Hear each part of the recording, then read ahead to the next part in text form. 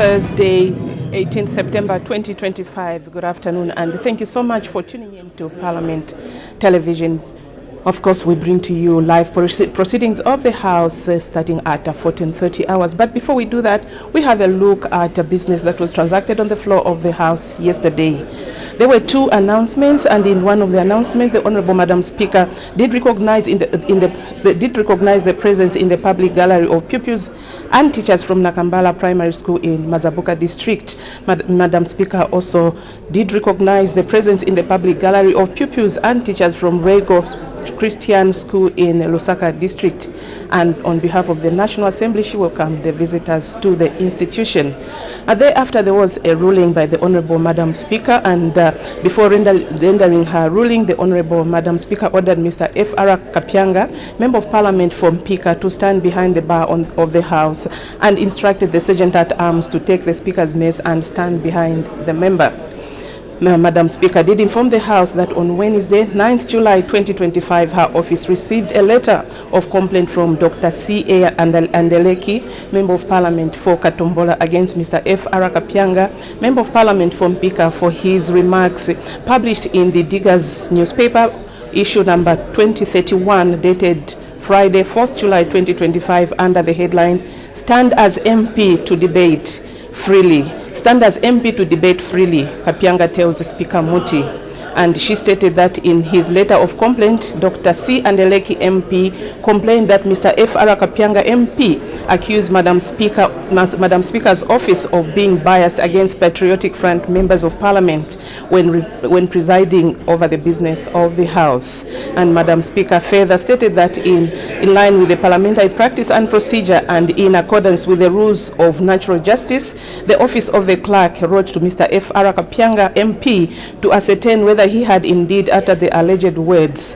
She informed the House that in his response, Mr. F.R. Kapyanga MP confirmed having uttered the words and offered his apologies to Honourable Madam Speaker, the House and the nation for the contemptuous comments.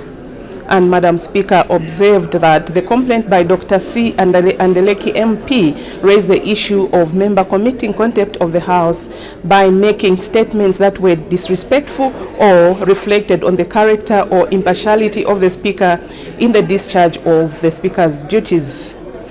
And in addressing the matter, Madam Speaker referred to the following authorities related to the contempt of the House and conduct of members of Parliament. 1. Section 19D and E of the National Assembly Powers and Privileges Act, Chapter 12 of the Laws of Zambia. 2. Standing Orders 213.1 and 2. Standing Orders 222 of the National Assembly of Zambia, Standing Orders 2024. 3. SL Shakda and NM Cow Practice and Procedure of Parliament, 7th edition, New Delhi, Lok Sabha 2016. And 4. SK Parliamentary Practice 2024 edition. Madam Speaker noted that it was a breach of parliamentary privilege and contempt of the House for a Member of Parliament to make statements that were demeaning and reflected negatively on the character and impartiality of the Speaker. Madam Speaker then informed the House that she had referred to the matter to the Committee on Privileges and Absences for consideration, and upon evaluation of the matter, the committee found that Mr. F.R. Kapyanga did commit the contemptuous statements which brought disrepute to the dignity of the Speaker and to the entire House. Madam Speaker stated that the committee resolved to commend that Mr. F.R. Kapyanga MP be directed to apologize to the House in line with Section 28(1)(1)D of the National Assembly Powers and Privileges Act. Having noted the committee's recommendations, Madam Speaker considered the gravity of the matter and opted to mete out a stiffer punishment of 14 days suspension and proceeded to put the question to the House. And after putting the question to the House, a division was called. The question was resolved in the affirmative, and Mr. F.R. Kapyanga was accordingly suspended for a period of 14 days.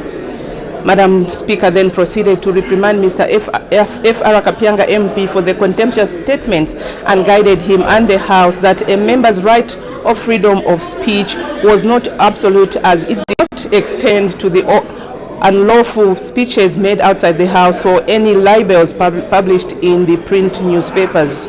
Madam Speaker directed that during the period of suspension, Mr. F. Arakapianga MP should not, in accordance with 28(3) of the National Assembly powers and privilege, enter the precincts of the National Assembly and National Assembly Motel, and 2, participate in any activity of the Assembly or any committee that he may be assigned to as a member of Parliament, and that he should not be paid a salary or allowance that he is entitled to as a member. And the member was ordered to leave the chamber, and he left accordingly.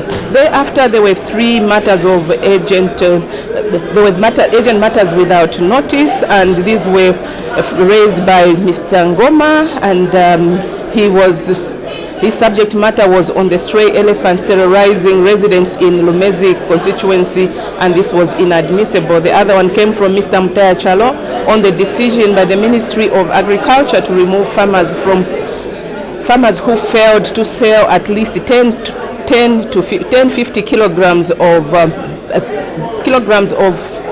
maize and 740 kg bags of rice from FISIP beneficiary list. And the other one came from Dr. Andeleki on whether the government would provide relief food to residents affected by hunger in Katombola district, and this was also ruled inadmissible. While Mr. Mutaya Chalo's subject matter on the decision by the Ministry of Agriculture to remove farmers who failed to sell at least 10-50 kilograms of bags of maize and 7 kilograms of rice from the FISIP beneficiary list was admissible.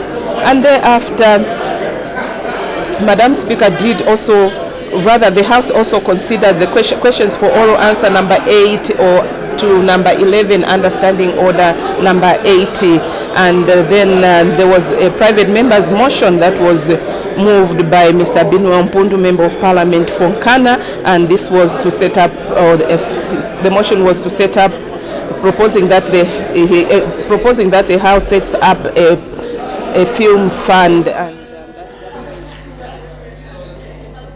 Madam Speaker.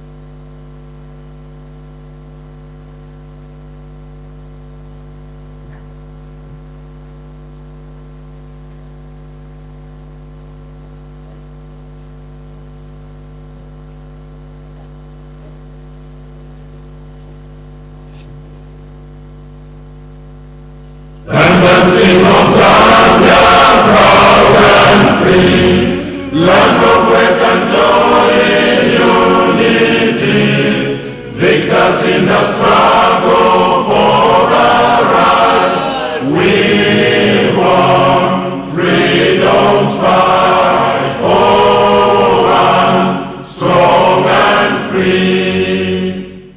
Africa is our own motherland, fashioned with and blessed by those who blend.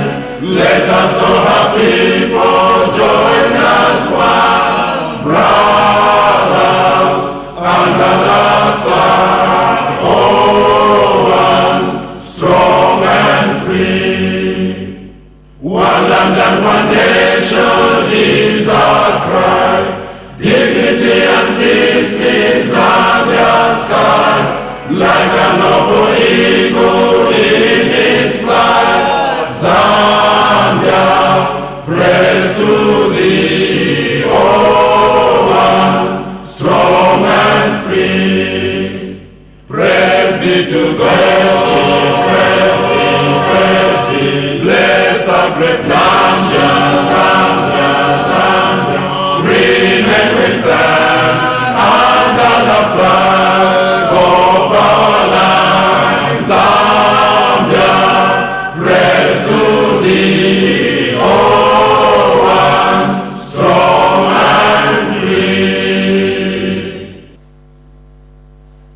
Prayer. Almighty God, who in your infinite wisdom and providential goodness has appointed the offices of leaders and parliaments for the welfare of society and the just government of the people, we beseech you to consider with your abundant favor us your servants whom you've been pleased to call to the performance of such important responsibilities in this land. Let your blessing descend upon us here in Parliament assembled, and grant that we may, as in your presence, treat and consider all matters that shall come under our deliberation in so just and faithful a manner as to promote your honor and glory, and to advance the peace, prosperity, and welfare of our country and of those whose interests you've committed to our charge. Amen.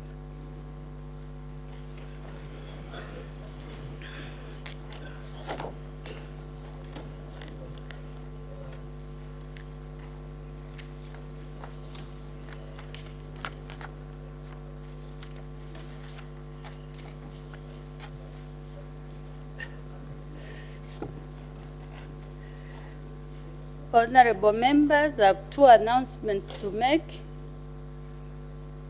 Honorable members, I wish to recognize the presence in the public gallery of pupils and teachers from North View Academy School in Muchinga District.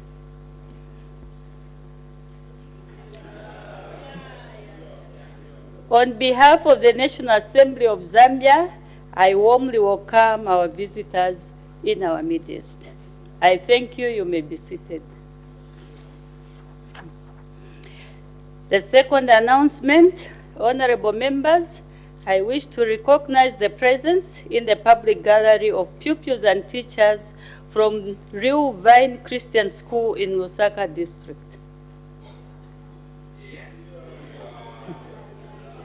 On behalf of the National Assembly of Zambia, I warmly welcome the visitors in our midst. I thank you. You may be seated.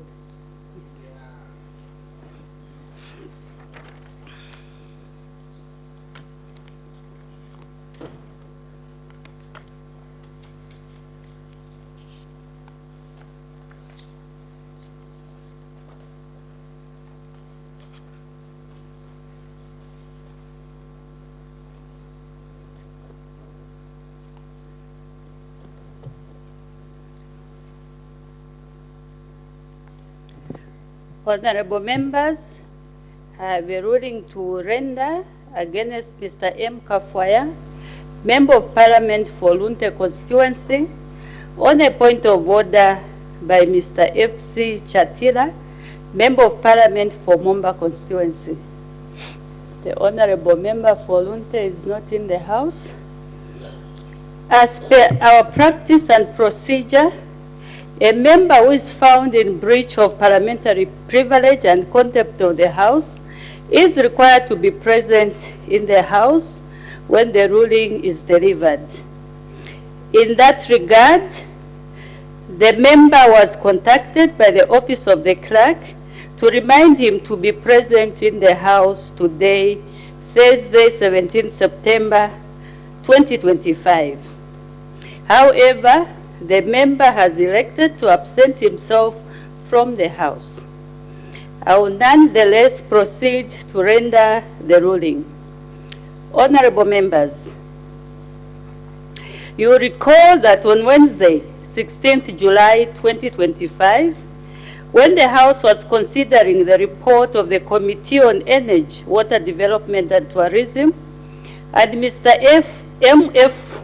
Fube, Member of Parliament for Chirubi constituency, was debating, Mr. F.C. Chatila, Member of Parliament for Momba constituency, raised a point of order. In his point of order, Mr. F.C. Chatila, MP, inquired whether Mr. M. Kafwaya, MP, was in order to conduct himself in the manner he did while debating on the floor of the House.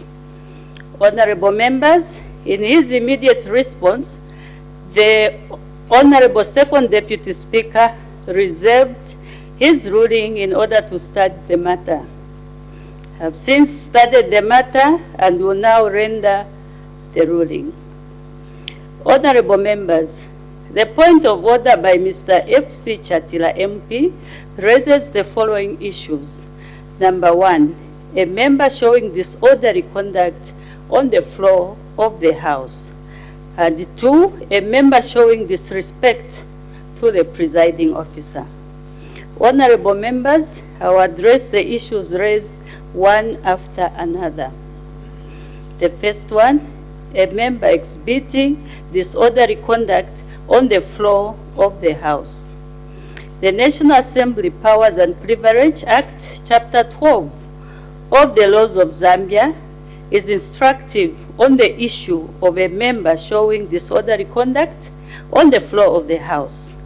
It provides in Section 19D and E as follows. 19, any person shall be guilty of an offense. D, shows disrespect in speech or manner towards the Speaker, or commits any other act of intentional disrespect to or with reference to the proceedings of the Assembly or the honorable members, or of a committee of the Assembly, or to any person presiding at such proceedings.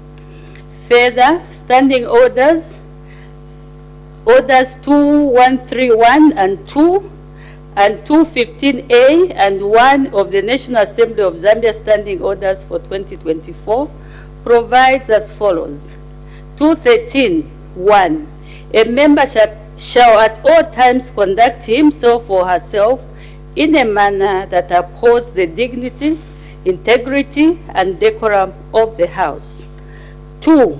A member shall not act in a manner that brings the House or other members generally into disrepute. 215. A member commits an act of gross disorderly conduct if the member defies the ruling or direction of a presiding officer. I, acts in any other way to the serious detriment of the dignity or orderly procedure of the House. Number 2, a member showing disrespect to a presiding officer. Honorable members, the Eastwell Speaker had occasion to rule on a similar matter on the complaint by Honorable B. Mundubire MP and the then government chief whip against Honorable Gigi Nkombo MP on the latter's disrespectful conduct towards the Honorable Madam First Deputy Speaker Catherine Namgala MP on Thursday, 19 September 2019. This is from the National Assembly Daily Parliamentary Debates of Tuesday, 12th November 2019. In that case, Honorable Gigi Nkombo MP openly disregarded the Honorable Madam First Deputy Speaker's guidance on his request to be reinstated on the list of members to debate. Further, he directly engaged Madam First Deputy Speaker on the floor of the House and also engaged Professor Kanduluo MP in disregard of the authority of the presiding officer. Additionally, he showed disrespect to the Honorable Madam First Deputy Speaker by his failure to withdraw from the chamber through the nearest door when he was ordered to leave the chamber. Instead, he elected to walk around the chamber whilst making utterances and pointing fingers. Following a hearing conducted by the Committee on Privileges, Absences and Support Services, Honorable Gigi Nkombo MP was suspended from the House for 10 days for showing disorderly conduct in the House and showing disrespect to the presiding officer. Honorable members, I have since reviewed the verbatim record and the relevant video footage of the proceedings for that day and established the following. 1. Mr. M. Kafwaya MP, while debating on the motion that this House adopts the report of the Committee on Energy, Water Development and Tourism, moved by Mr. Ara Kangombe, Member of Parliament for Shesheka constituency, was directed by the Honorable Second Deputy Speaker to confine his debate to the contents of the report. 2. The Honorable Second Deputy Speaker guided Mr. M. Kafwaya MP that if he continued debating in the manner he was debating, his debate would be curtailed. 3. Mr. M. Kafwaya MP decided to engage the Honorable Second Deputy Speaker while making a disrespectful gesture at him. And 4. The Honorable Second Deputy Speaker ordered Mr. M. Kafwaya MP to resume his seat, and he obeyed. However, Mr. M. Kafwaya continued engaging the Honorable Second Deputy Speaker after resuming his seat.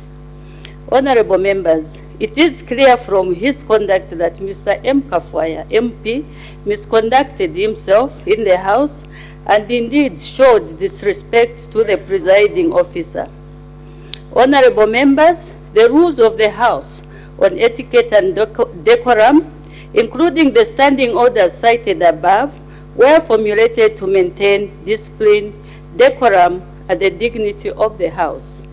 Therefore, honorable members are called upon to, at all times, conduct themselves in a manner that upholds the dignity and decorum of the House.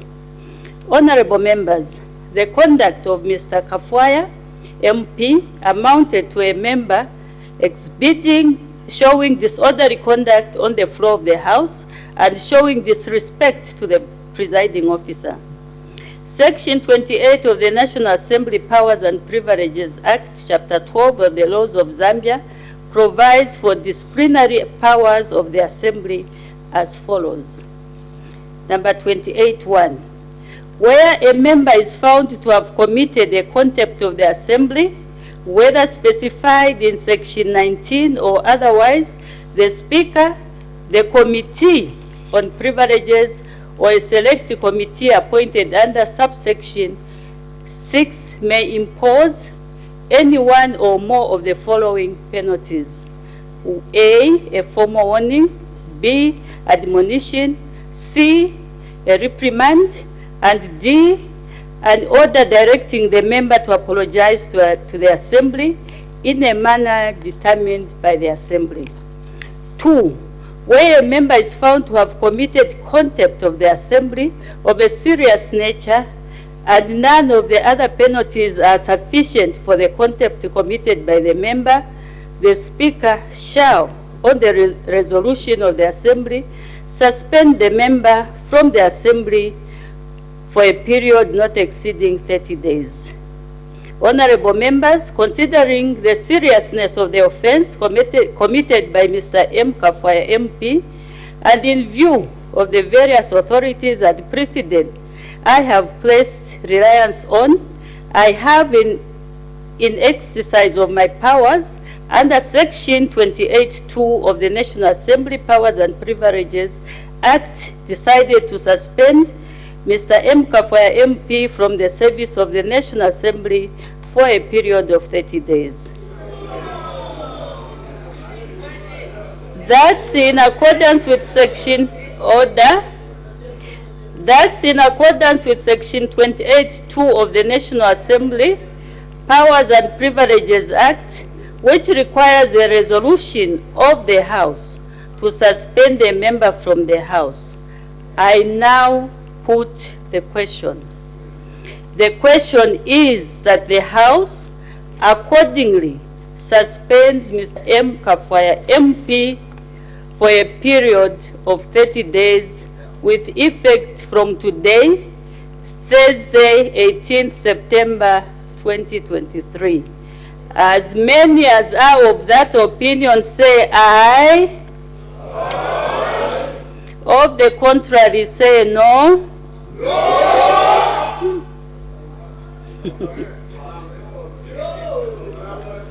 Order.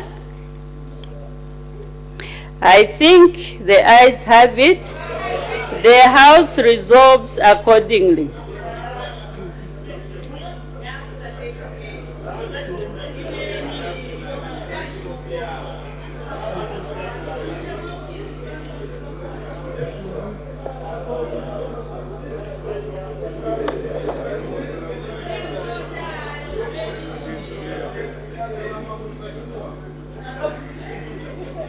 Like we have the numbers. Order, order. A division is called. Ring the bells.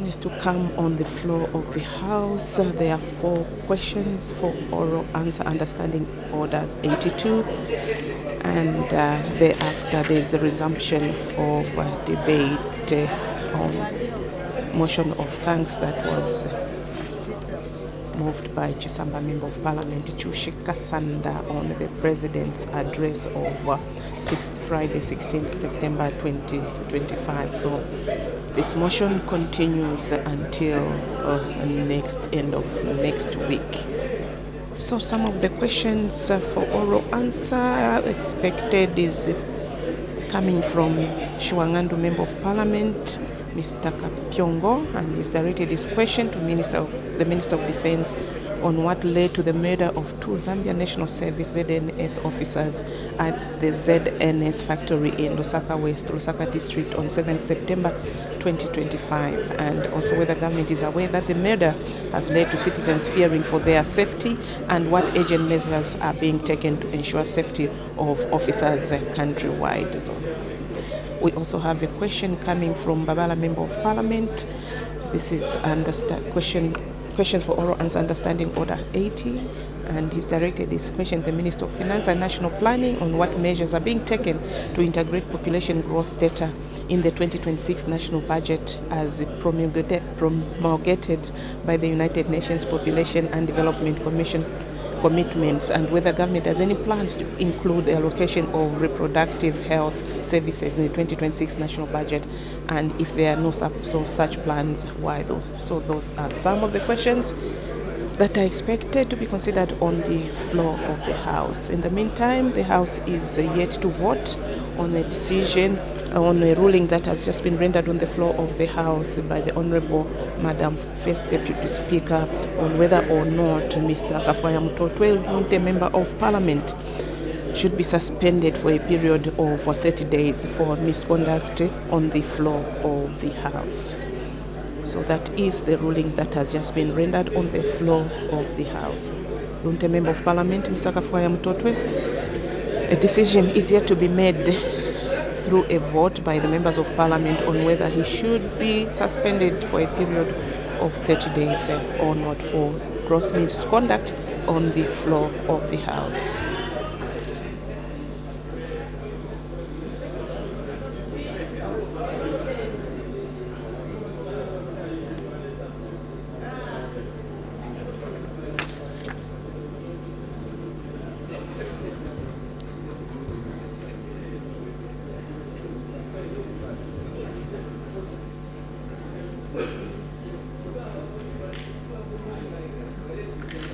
So the House is yet to vote on a ruling that has just been rendered by the Honorable Madam First Deputy Speaker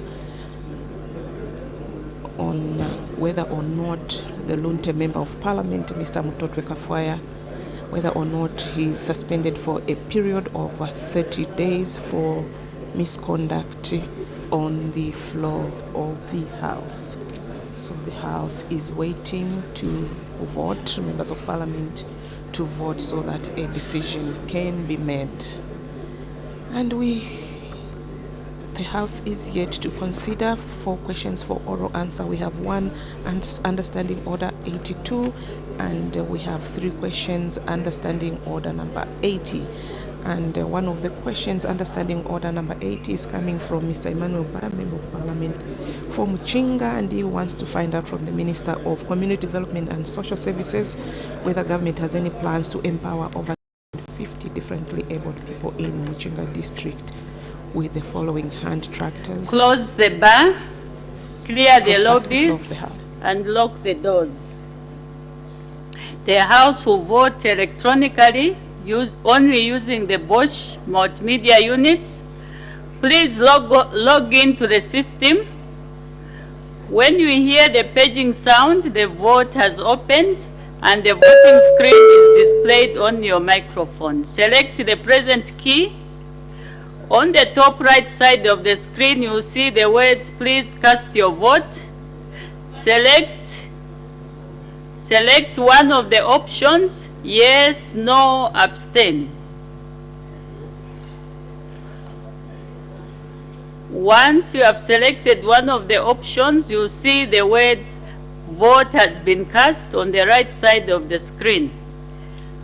When you hear the second paging sound, the vote will close after 1 minute. You have just voted.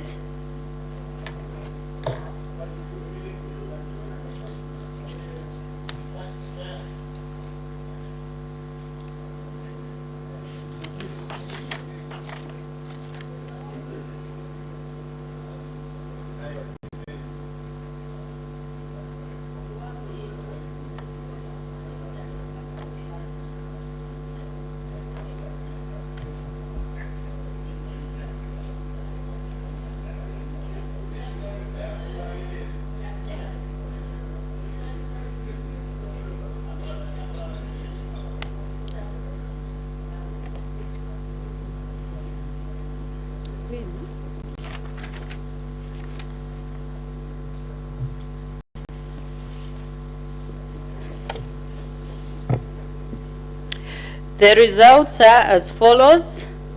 Yes, 54. The noes, 18.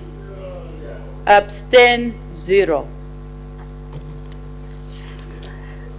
Although Mr. Afua is not around, I'm going to address him.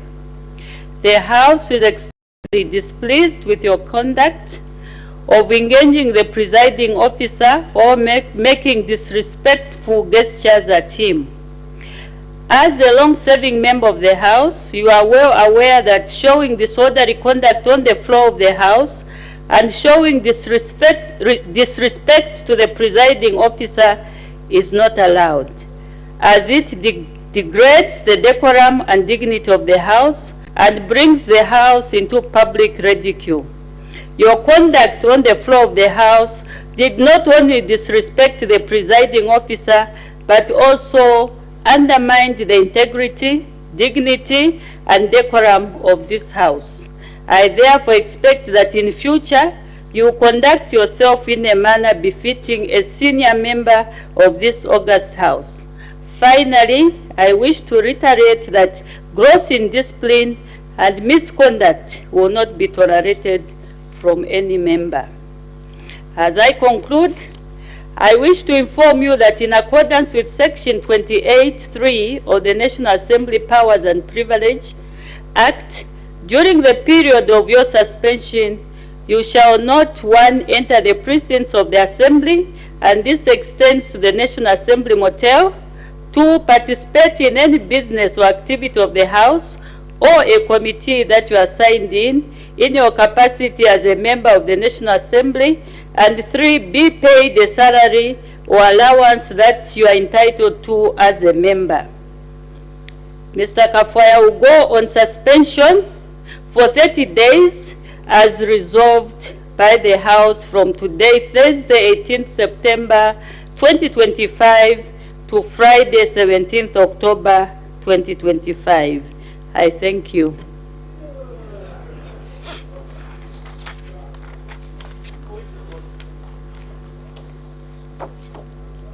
On who? Point of order, Madam Speaker. On who? On a Member of Parliament for Munkushi.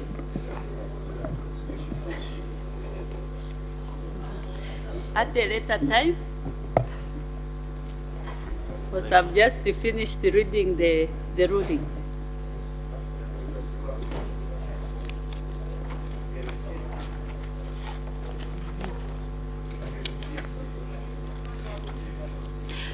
We make progress.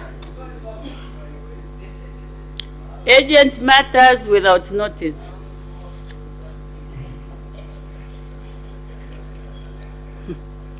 The Honorable Member for Rubasenshi. Madam Speaker, thank you so much for the opportunity to raise the urgent public importance, which is directed to the Minister of Home Affairs and Internal Security, but because he's not around, I therefore direct to the Leader of Government Business. Madam Speaker, as you might be aware that just this morning, I received calls from my people in the Rubansesh constituency regarding issuance of NRCs. The government started, I think, some few weeks ago to do to issue NRCs across the country in readiness of the general election.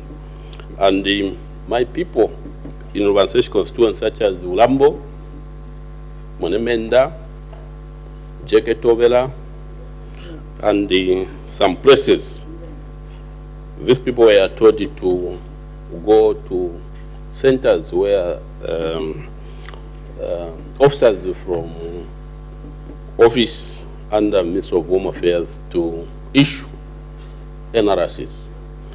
But unfortunately, these people didn't go there, which has brought attention to the people in Wingu and the other constituencies, because I'm told it's countrywide. And on 11th of next month, voter registration will commence, and I'm told the Minister of Home Affairs and Internal Security launched online registration last week. So the people now are asking, does this issuance of NRC has come to an end or not? So I would like to seek your guidance so that the people across the country should know, especially those who want to get these NRCs which way forward. I submit. The issuance of NRCs started some time back. This is not a new matter. What I would advise the Honorable Member for Rubasenshi, if there are any issues surrounding the issuance of the NRCs, please put up an urgent question so that that matter can be resolved.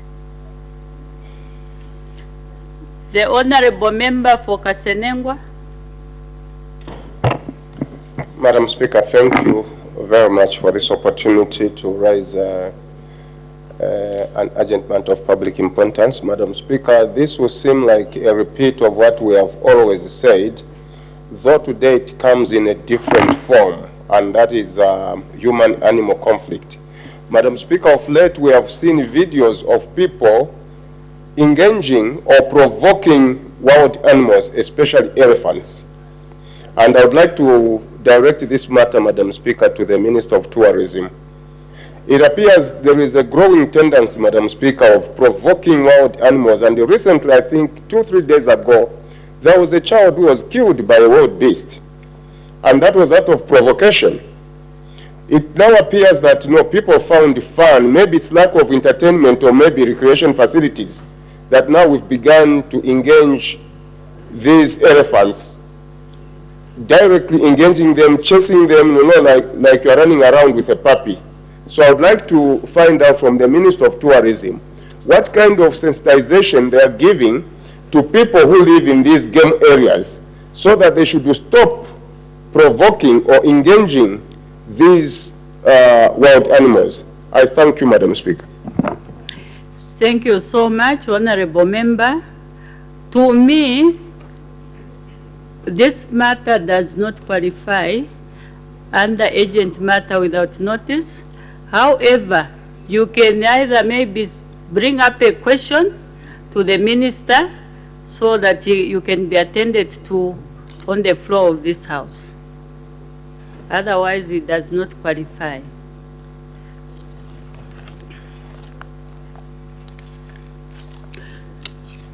Questions for oral answer under Standing Order number 82. The Honorable Member for Shiwangandu. Madam Speaker, question 12, under Standing Order 82. The Honorable Minister of Defense.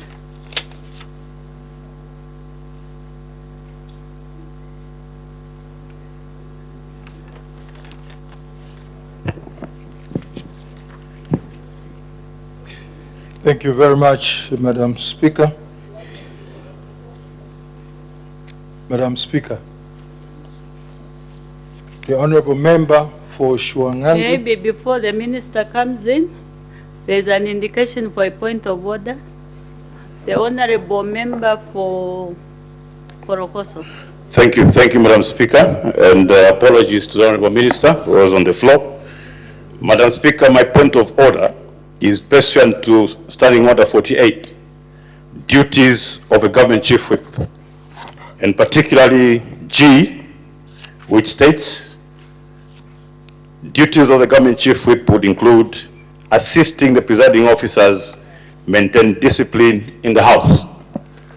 Madam Speaker, we have observed with dismay over the past 4 years that around this time, members of the opposition normally receive suspensions. The past 4 years consistently. My point of order, therefore, is the Honourable Member of Parliament or indeed Government Chief Whip, in order to continue occupying that lofty position and not assist the presiding officers, but instead participate in carefully crafting a list of MPs that should be suspended around this time so that they don't debate the budget and they don't debate the presidential speech. He is in order to continue occupying that position. I submit, Madam Speaker.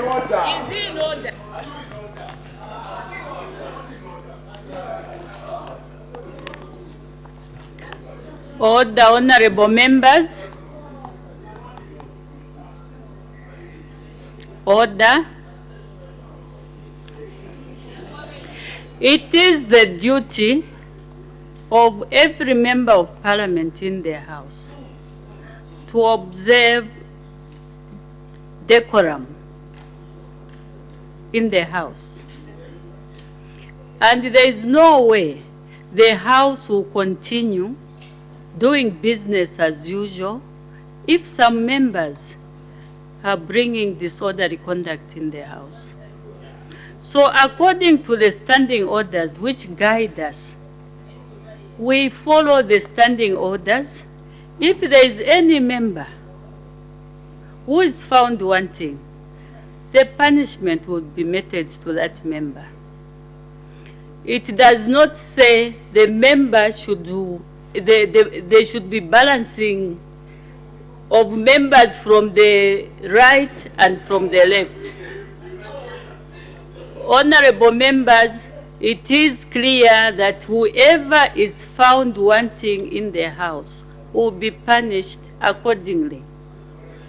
So really, I don't know where the government chief whip comes. It's actually our duty to make sure that our behavior in the house is orderly. So that point of order is not admissible.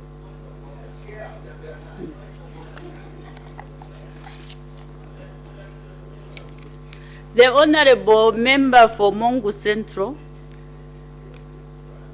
I don't want to disturb the minister when he starts responding to the question. What is your point of order?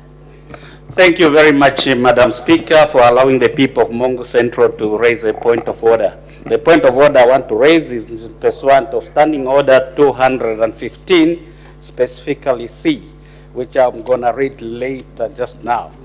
I've observed, Madam Speaker, as you have also observed, the deteriorating rate of orderliness and discipline in this House. This is the House of decorum, which even us as members, ordinary members of Parliament, must maintain at all times. It's a responsibility of each and every one of us to do that.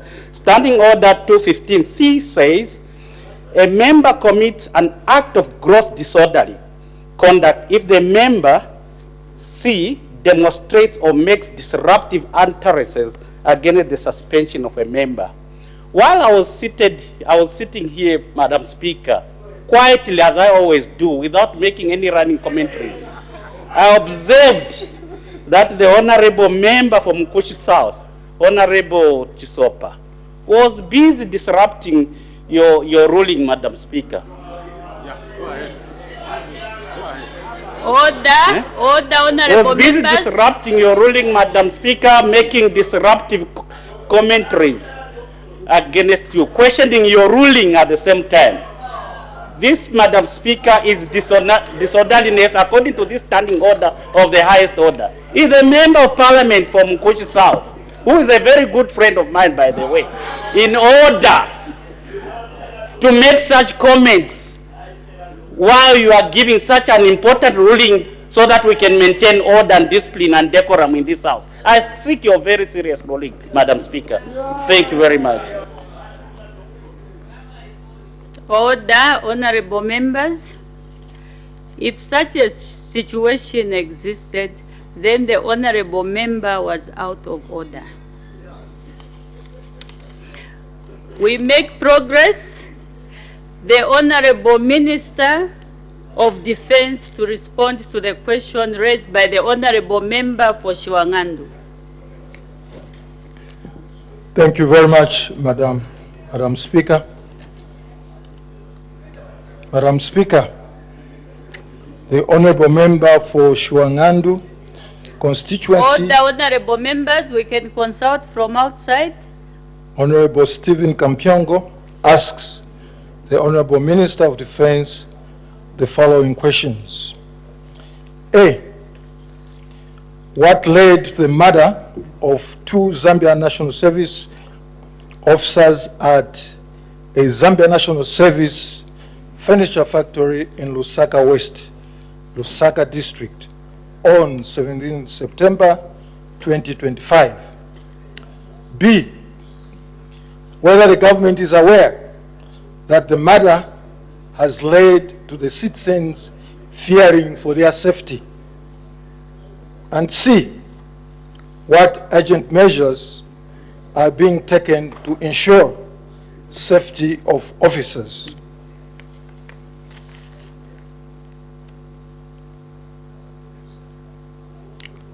Madam Speaker, allow me in the first instance to express the Ministry's sympathies and profound condolences to the family and friends of the 2 officers who were murdered in cold blood. Our thoughts and prayers go to the bereaved family. May their souls rest in peace. Madam Speaker, our response is as follows. A. The circumstances that led to the murder of the 2 Zambia National Service non-commissioned officers has not been established, and the matter is still under police investigations. Under B, whether the government is aware that the murder has led citizens to fear for their lives and safety. The answer is there is no need for citizens to fear. Investigations by police is already underway to bring to book the perpetrators. So they will not go at large. They will be nabbed. C, what urgent measures are being undertaken to ensure safety of officers? The answer is the Zambia National Service Command, through established channels, are encouraging officers to remain vigilant on duty, while on duty, and work within the unit standing operational procedures. These operational procedures are specific and they protect the officers wherever they are in operations. Madam Speaker, I thank you. Thank you. Supplementary questions. The Honorable Member for Shiwangandu.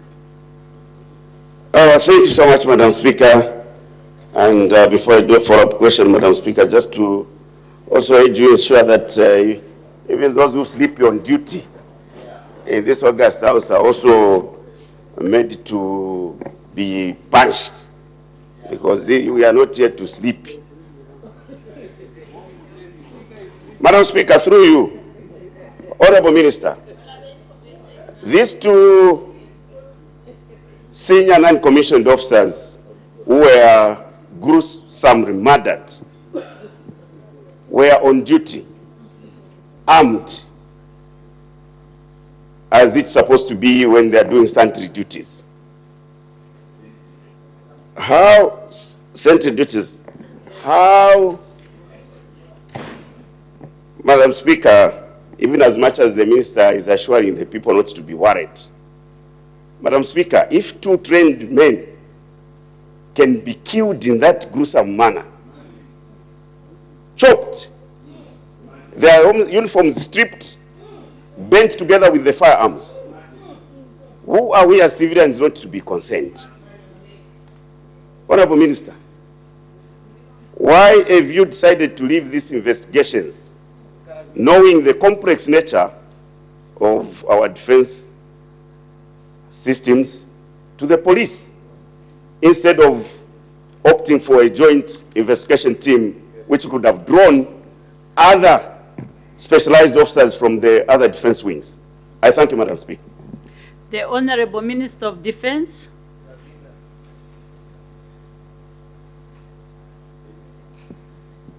Thank you very much, Madam Speaker, and thanks very much, Honorable Kampyongo, for that question. Indeed, it is sad that it happened as it is. However, the investigating authority in this instance is the police. But that does not mean that the other security wings will not be able to assist. Other security wings are in the wings to assist the police to carry out those investigations. I thank you. The Honorable Member for Shiwangandu. I appreciate, Madam Speaker, the response coming from the Minister. And I did say that the complex nature of the defense systems is such that these people were operating from a cantonment, a place that, Madam Speaker, ordinarily a civilian would not even dare to step into. And that's why it's important that when we are dealing with these classified places, access is prescribed. And that's why I'm saying the police officers might have limitations in terms of conducting a thorough. This matter poses a threat to national security. We must not underplay it in any way, because I'm sure since the introduction of Zambia, it's the first time they've witnessed such a matter. First time. Honorable Minister, don't you still think it will be desirable for you I'm speaking like this because I'm coming from that cluster where you are. To constitute a joint investigation team so that you don't go back and forth. Like I've said, I know the limitations the Zambia police will have to investigate this matter diligently. Why don't you consider constituting in fact, by now we could have gotten the preliminary investigation report, because that's not a matter that should wait, Madam Speaker. It's sending a very important wrong signal. I thank you, Madam Speaker. The Honorable Minister of Defense.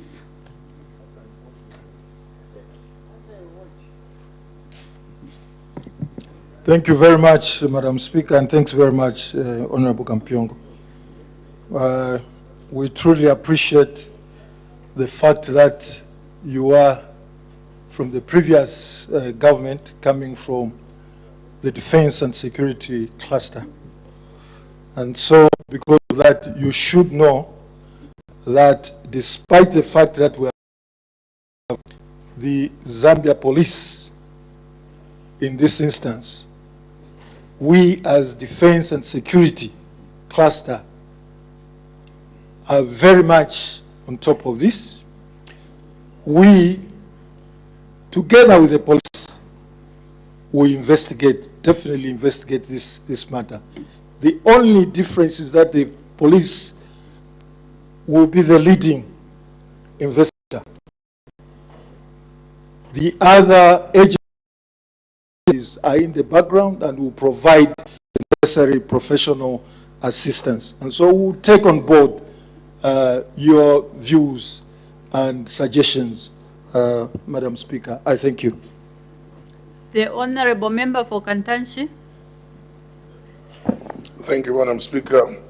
Ideally, matters of security are not issues that I'm vested with, but I've got a keen interest in ZNS. Because ZNS, Madam Speaker, has been making headlines. Just last week, they killed 2 people, accusing them for smuggling.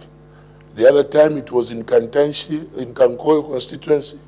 A child was killed, a stray bullet.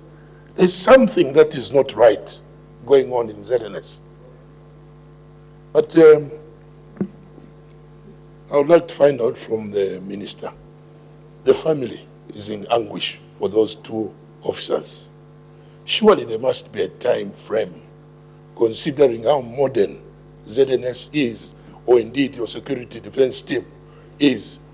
Why hasn't your office attached at least a time frame so that those families who have lost those 2 loved ones can know exactly what happened to them? I thank you, Madam Speaker. The Honorable Minister of Defense.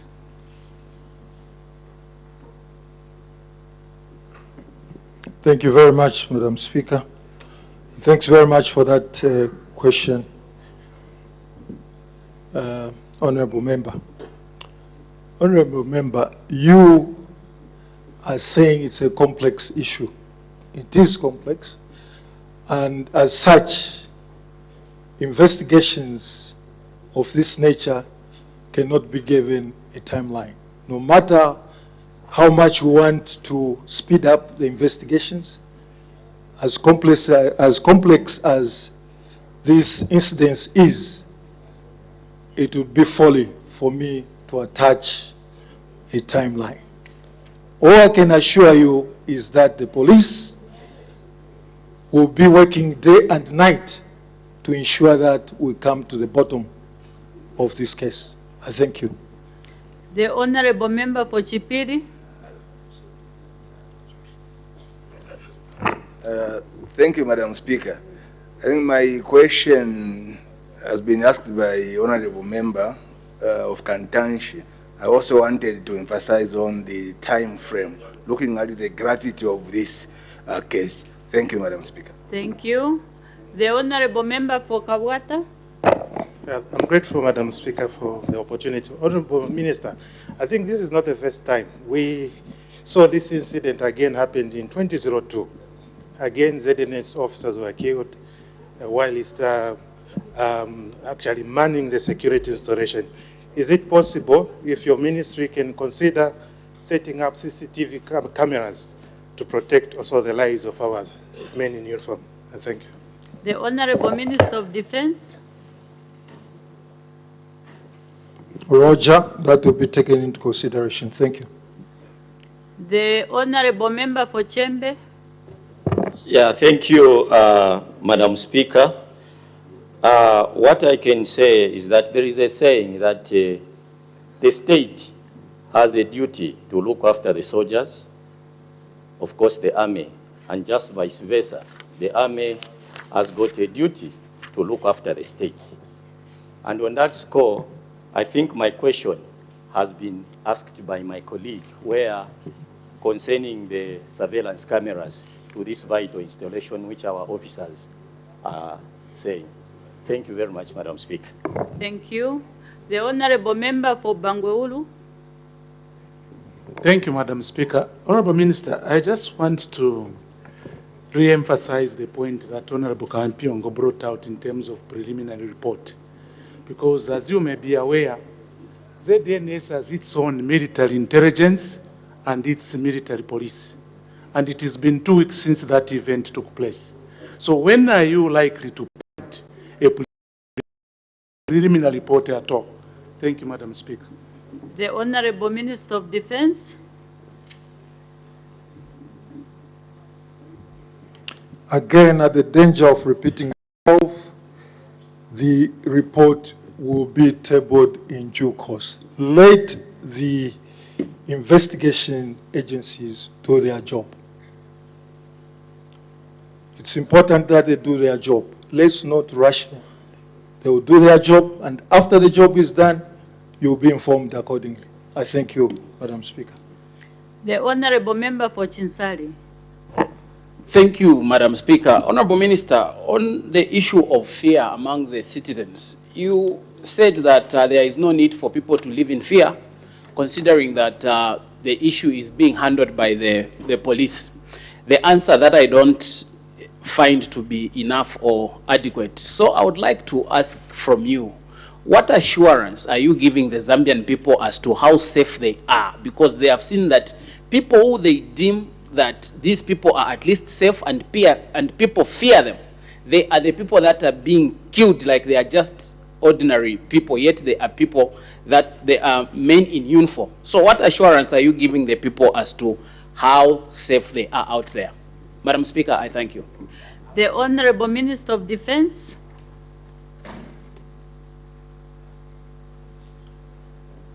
Thank you very much, Honorable Member. We have a professional cadre of police, and those are the agencies or the agency that is in charge of ensuring that they protect life and property. They will do a good job in that regard. Thank you. The last member, the Honorable Member for Chiruvi.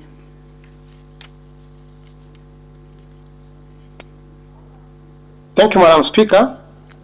I would like to find out, apart from putting in measures, since these people were on sentry, apart from putting measures of possible CCTV, is there any human backup that can be that the government is putting in place, apart from those that are on sentry, who can react to such a situation in case of an occurrence? The Honorable Minister of Defense.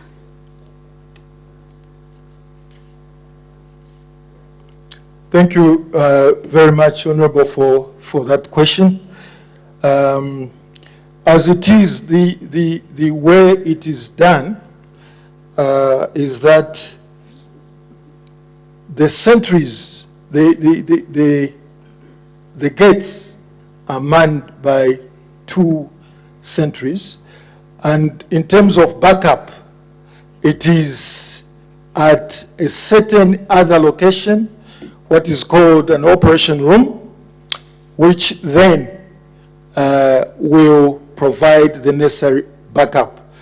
Now, when we install surveillance systems, the control room would be able to be, the sentry or the gate should be able to trigger the control room, and then the control room will then physically be able to send reinforcement to whichever area or site that has been interfered with.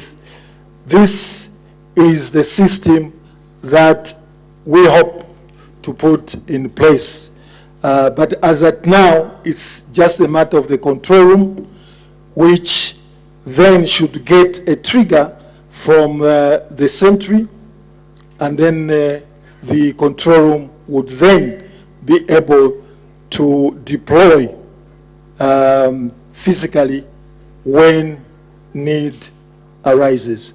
And so right now what we want to do is take up those suggestions of surveillance and be able to incorporate so that the lives of our sentries at site are preserved. I thank you. We make progress. Questions for oral answer under standing order number 80. The Honorable Member from Mbabala.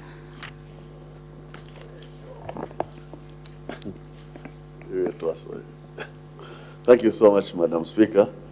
Question number 13. The Honorable Minister of Finance and National Planning. Thank you very much, Madam Speaker. Honorable Dr. Musanje asks the following questions. A. What measures are being taken to integrate population growth data into the 2026 national budget as promulgated by the UN Population Development Commission's commitments? B. Whether the government has any plans to include allocations of reproductive health services in the 2026 national budget, and C. If there are no such plans, why? The responses under A. Some measures have been taken to integrate population growth data into the 2026 national budget include the following. 1. Population issues are integrated into planning and budgeting through the National Planning and Budgeting Act of 2020, which, among other things, sets up goals, policies, and procedures for socio-economic development, including integration of population dynamics, project management and appraisal, budgeting and monitoring and evaluation. 2. Population growth data have also been mainstreamed into the integrated development plans, IDPs, at a sub-national level. This addresses urbanization and rural development, financial and economic development plans. 3. To further strengthen the integration of population issues into the development planning, the government is in the process of developing a population integration model, PARM, for use by planning and personnel at both national and subnational levels. Under B, Madam Speaker, yes, the government has plans to include allocations on maternal and reproductive health services in the 2026 national budget, as had been the case with previous budgets. These allocations will primarily be channeled through the Ministry of Health. C, Madam Speaker, is highlighted in Part B. The government has made specific budgetary provisions to various reproductive health services in the 2026 national budget. Madam Speaker, I thank you. Supplementary questions. The Honorable Member from Mbabala. Thank you so much, Madam Speaker, and thank you, Honorable Minister, for that response. With the continued high levels of teenage pregnancy, around 13,000 girls from the Educational Statistics Bulletin. All the honorable members on my left, can we have consultations Lower voices. You may continue, Honorable Member from Babala. Thank you so much, Madam Speaker. Yes, with the continued high numbers of teenage pregnancy, Madam Speaker, is the Ministry of Finance considering opening a budget line for the ministries of education and health in order to specifically budget for sexual reproductive health products and services for this age group, which is highly vulnerable. Imagine 13,000 pregnancies every year. We are almost filling a whole stadium every year with teenage pregnancies. Thank you. The Honorable Minister of Finance and National Planning.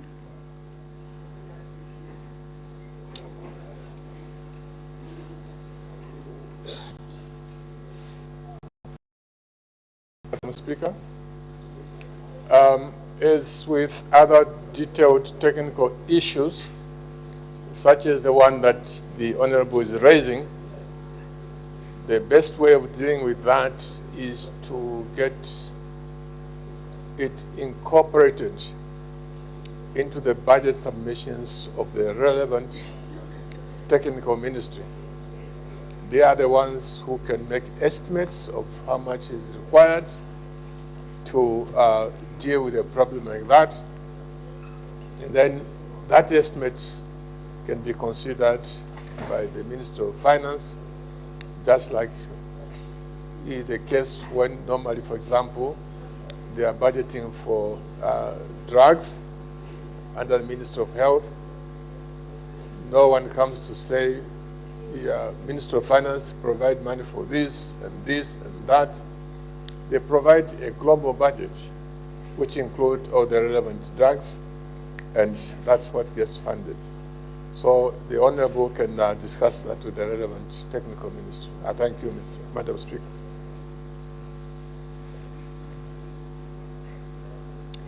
There's an indication for a point of order. The Honorable Member for Mukushi South. Thank you, Madam Speaker. Madam Speaker, Senior Counsel. Madam Speaker, we know that this country is facing a lot of problems, and the problems cannot be solved by having the executive around. In as much as we appreciate that 7 months remaining, they are going. We can't have the whole cabinet. We cannot have the whole cabinet, Madam Speaker, having 3 cabinet ministers seated. The whole cabinet, the whole benches, Madam Speaker, they are not here. Are they in order not to be in the House so that they listen from our concerns? I seek your serious ruling, Madam Speaker. I seek your serious ruling, Madam Speaker. The Honorable Member for Mukushi South, kindly cite the standing orders that has been breached. Madam Speaker, 312, the conduct of members.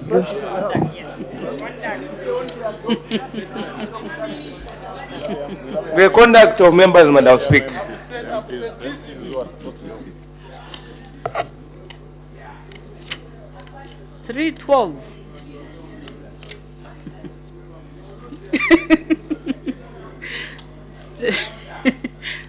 The Honorable Member for Mukush South, our standing orders, they go to up to 262.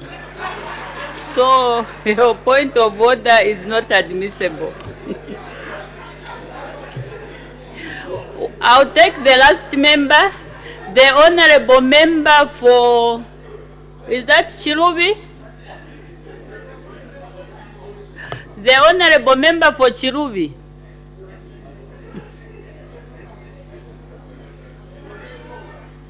Yes, Madam Speaker. Madam Speaker, I wanted to learn from the minister. He said that because of the Act of Parliament of 2020, which is talk about budgeting and planning, the reproductive health issues have been incorporated in our budgeting system. What is the average birth rate based on the 2022 census, and how has that been incorporated in making sure that planning is done and its budget responsive is responding to reproductive health issues? Thank you. It sounds like a new question. The Honorable Minister of Finance and National Planning. Indeed, Madam Speaker, that is a new question. I don't have the data that is asking for. If you had alerted me as well as putting up the question, we would have provided that. Thank you. Next question, the Honorable Member for Muchinga. Thank you so much, Madam Speaker. Question number 14.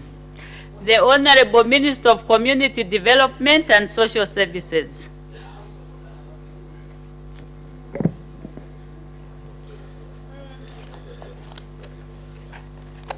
Madam Speaker, I wish to respond to the question raised by the Honorable Member of Parliament for Muchinga constituency, Mr. Emmanuel Banda, who asked the Minister of Community Development the following.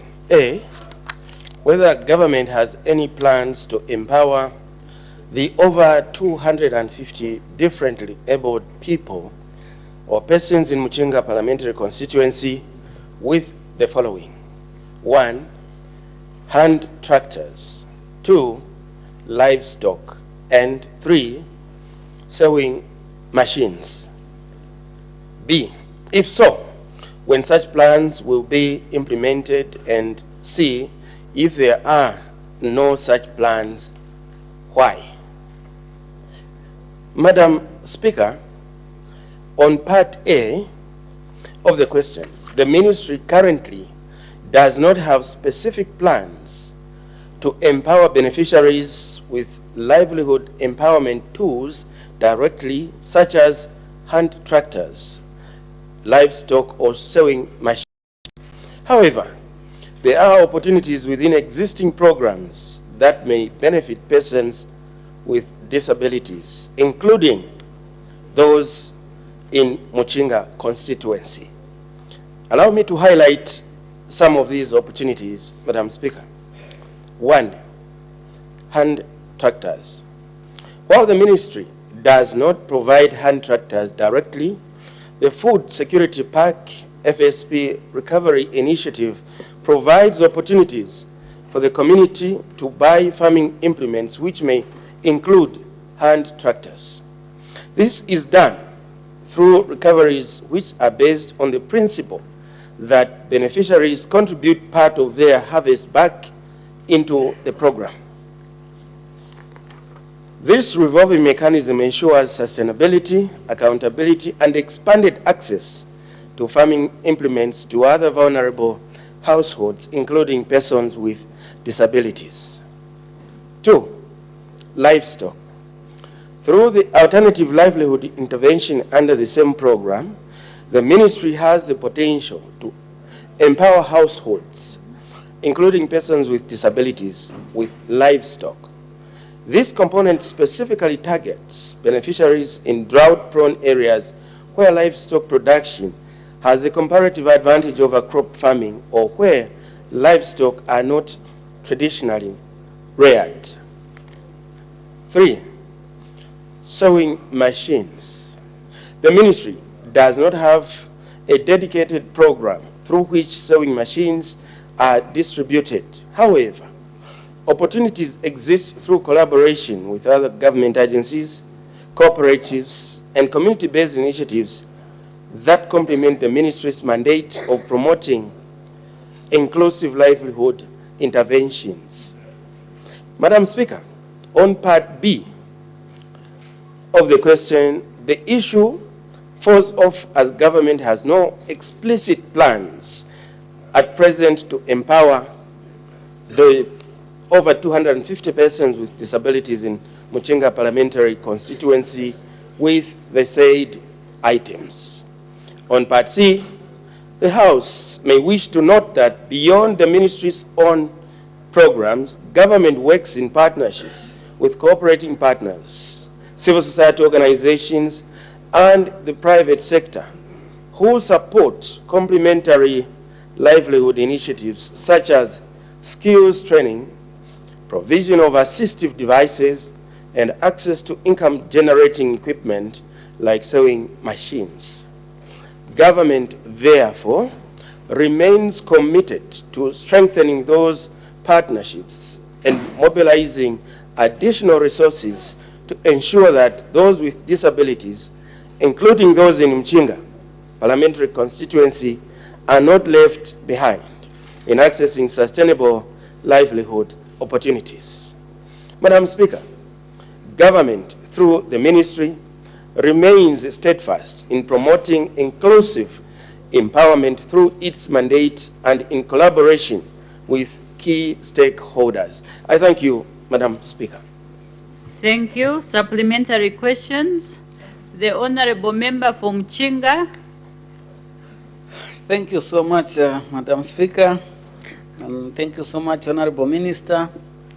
I think the people of Mchinga are hearing that government has got no explicit plans to empower the differently abled with the, such type of empowerment. However, Madam Speaker, I think it's important that government should not say there is no such plans, because you know the disability stages are different. There are some people who can be productive. Just giving them the farming inputs is not enough, because some of them can be productive to a point whereby they can even help their families which are big. But when we just restrict them to maybe 3 bags of fertilizer, they don't produce enough. So if you empower them with certain activities, like if you gave them sewing machines and you know they are in groups, that will really help them, because at the end of the day, it's not just where they sit and expect to receive from government.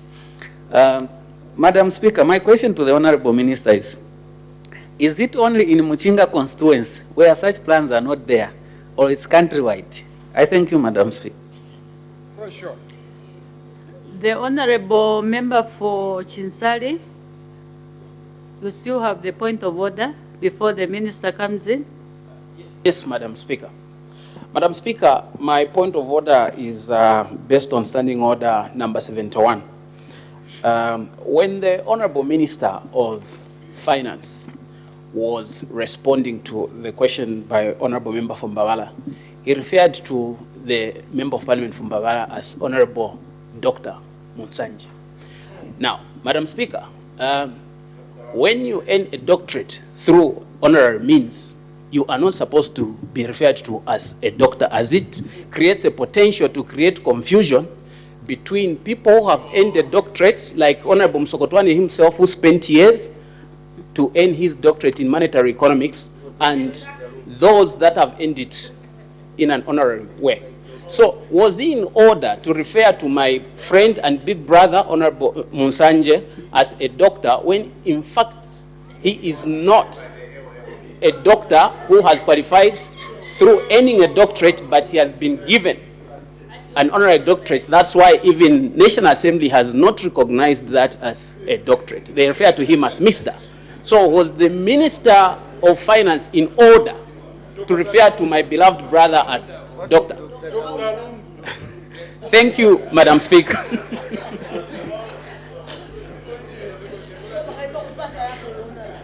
The Honorable Member for Chinsali, I'm not going to admit that point of order, because now we've started discussing ourselves. I think that issue, there can be a better platform where we can look at that, but we are not allowed to debate ourselves or talk about ourselves in the House. So that point of order is not admissible. Find another platform. The Acting Minister of Community Development and Social Services to respond. Do you want him to repeat the question? I have the question, Madam Thank you. Speaker. Thank you.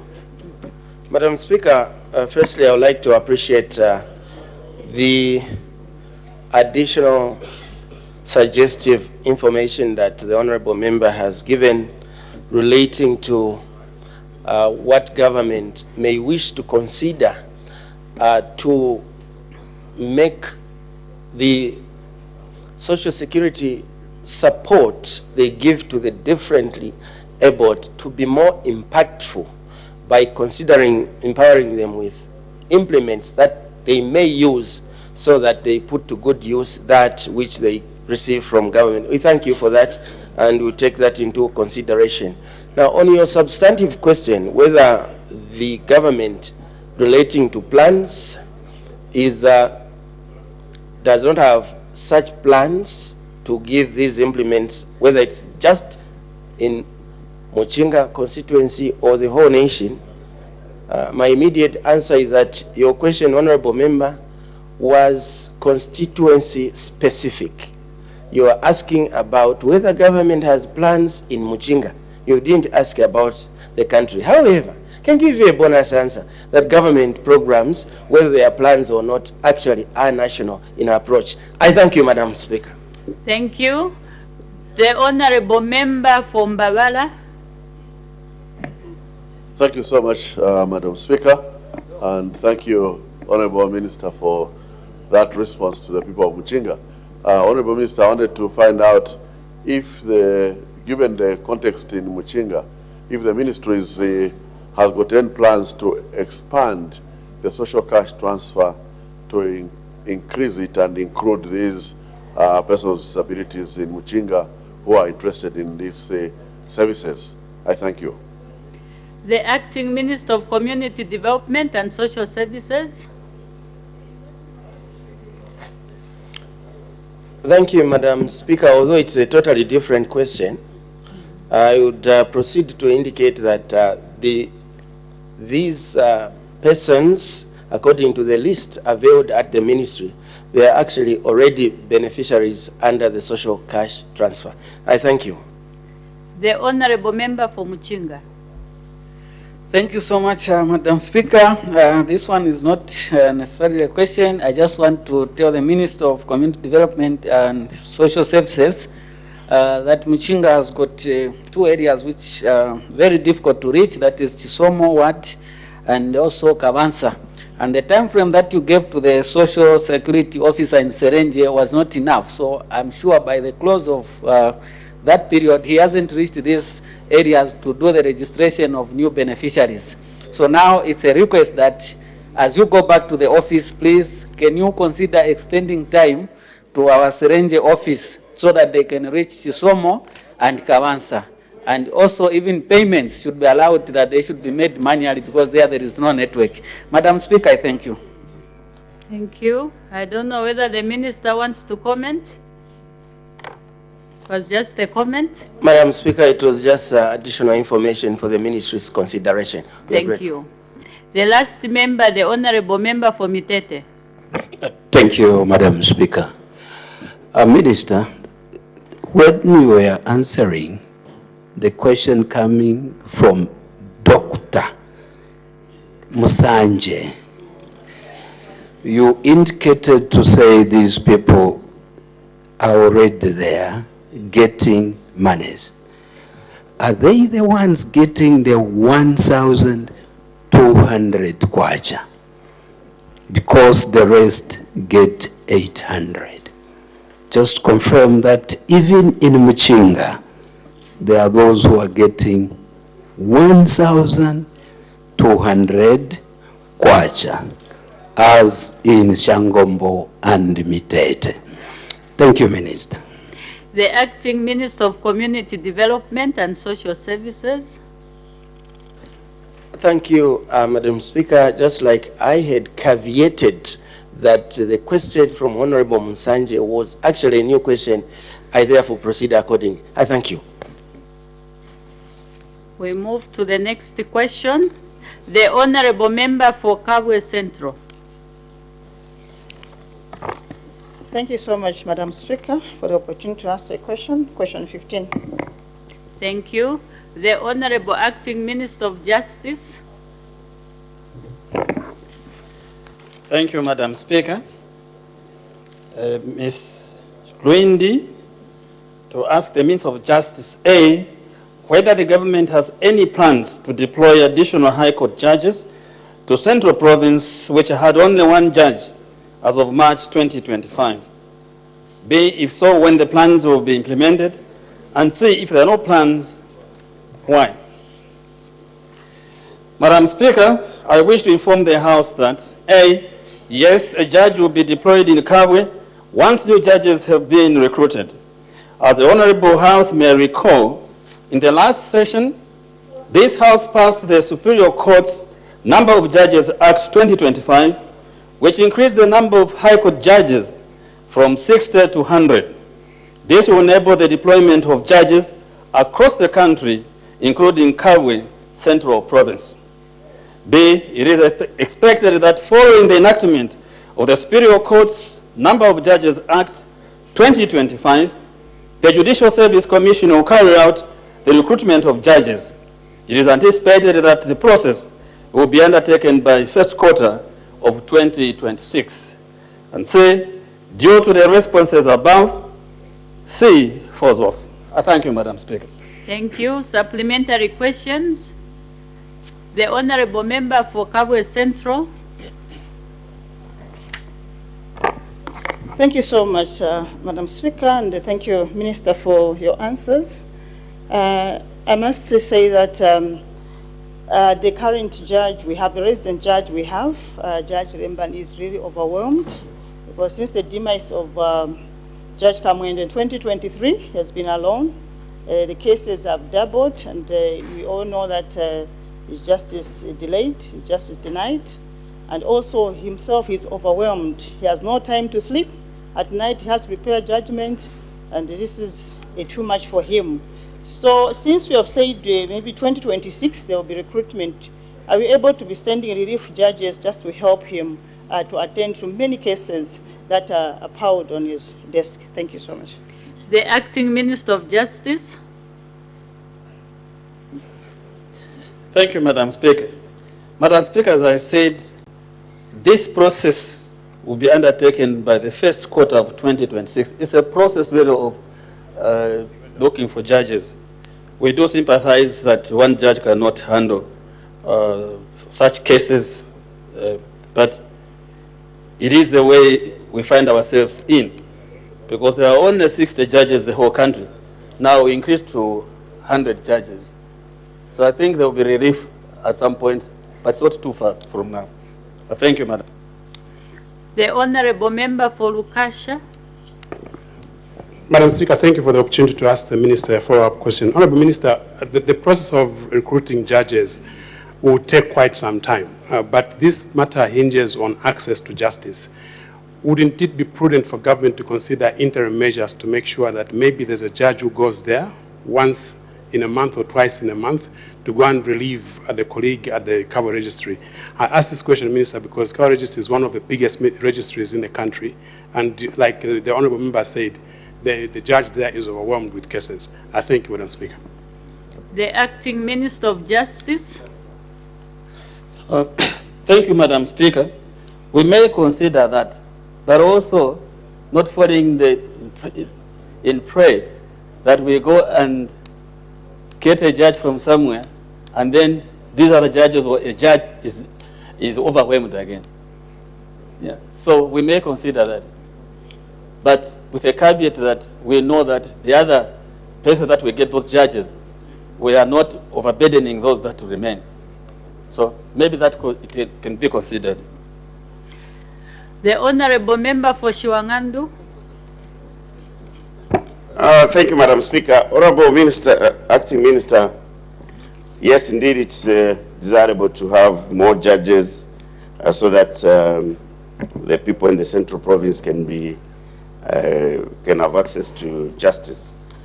Are you doing something to ensure that as you increase the number of these judges, we also have enough infrastructure so that in as much as judges can share courtrooms, they the dignity to have the chambers not shared? I thank you, Madam Speaker. The Acting Minister of Justice. Well, I may not answer that question the way we've put it, because the infrastructure minister is not here. But obviously, once you increase, just like the way we are doing with teachers, once we increase the number of teachers, we will also build the teachers' houses using CDF. But I'm quite sure the judiciary has put something to the Ministry of Infrastructure to build infrastructure also for the judges. Thank you, Madam Speaker. Thank you. The clerk will now read the order of the day. Thanks. The President's address. Motion of 16th September. Resumption of debate. When debate was interrupted yesterday, Wednesday, 17th September 2025, the House was considering the motion moved by the Honorable Member for Chisamba that the thanks of this Assembly be recorded for the exposition of public policy contained in the President's address. And the Honorable Member for Mufulira was debating. May the Honorable Member continue. Thank you very much, Madam Speaker. Madam Speaker, I was just talking about the energy crisis that we have in the country, and just to say that Zambians have been wondering what has happened to the solutions that the President, then in opposition, had to end load shedding. Because he's on record to have even compared Zambia and Dubai, where he was mentioning in Dubai, hakuna pula, there is no rain, but they have electricity 24/7. Madam Speaker, the most frustrating thing about this load shedding is that, yes, even if it's 2 hours or 1 hour, the whole country in the residential, the distribution of this load shedding period is not even. Because even here in Lusaka, there are places that receive electricity, the residential places, for more hours than the others. Who is controlling ZESCO? I know that at some point the Minister of Energy has been here directing ZESCO to follow the load shedding period. In Mufulira, we have some of the places that receive electricity more than the others. And when you consult them, you ask them, they'll tell you it's the National Control Center, NCC. Who is at the National Control Center who is able to say this part of Mufulira should have power for 3 hours, this part of Mufulira should have power for 7 hours or 6 hours? Because that is what is happening. This is frustrating the people. And Madam Speaker, here is a solution I can give, because this load shedding has brought hunger in the homes. Why? Because many of the informal sector operators operate within the residential areas. People have got barber shops in the residentials, people do welding in the residentials, the carpenters, you know. The government could do one of these things. Direct the local authorities to set up industrial yards for SMEs. Just like we do have dedicated lines, for example, at the hospitals or even in the industries, the main industries here, the load shedding period is different from the residential. But because we have people that run their businesses in their homes, they are affected. If we can have industrial yards in each district, in each town, where you take all the carpenters, all the metal fabricators, operate in one area, you can give them a dedicated line where the load shedding will be different from the residentials.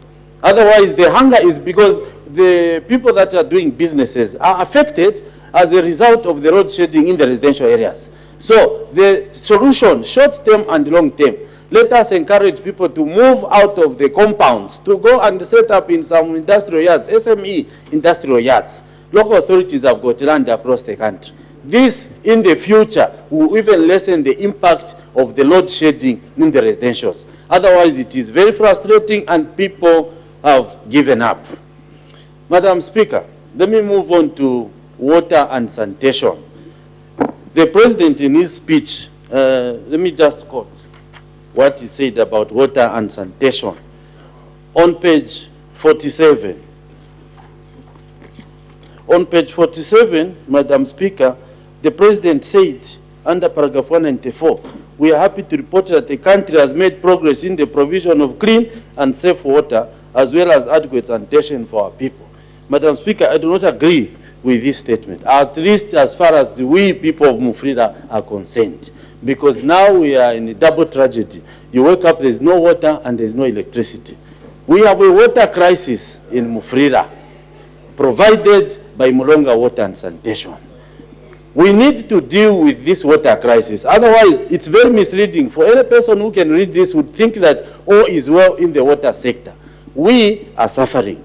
And Mulonga, what Mulonga needs, first of all, you may wish to know, they are operating even without a board who is supposed to be there to direct the operations of the management. How can a company dealing with a crisis operate without a board for this long? Secondly, we need to shift the funding of the investments in water from donor dependency to local resources. Otherwise, such a statement, people of Mufrira are listening that where have they sorted out the water crisis? Because in Mufrira, we are suffering. Madam Speaker, with these words, I wish to submit. Thank you. Thank you. The Honorable Member for Nkana.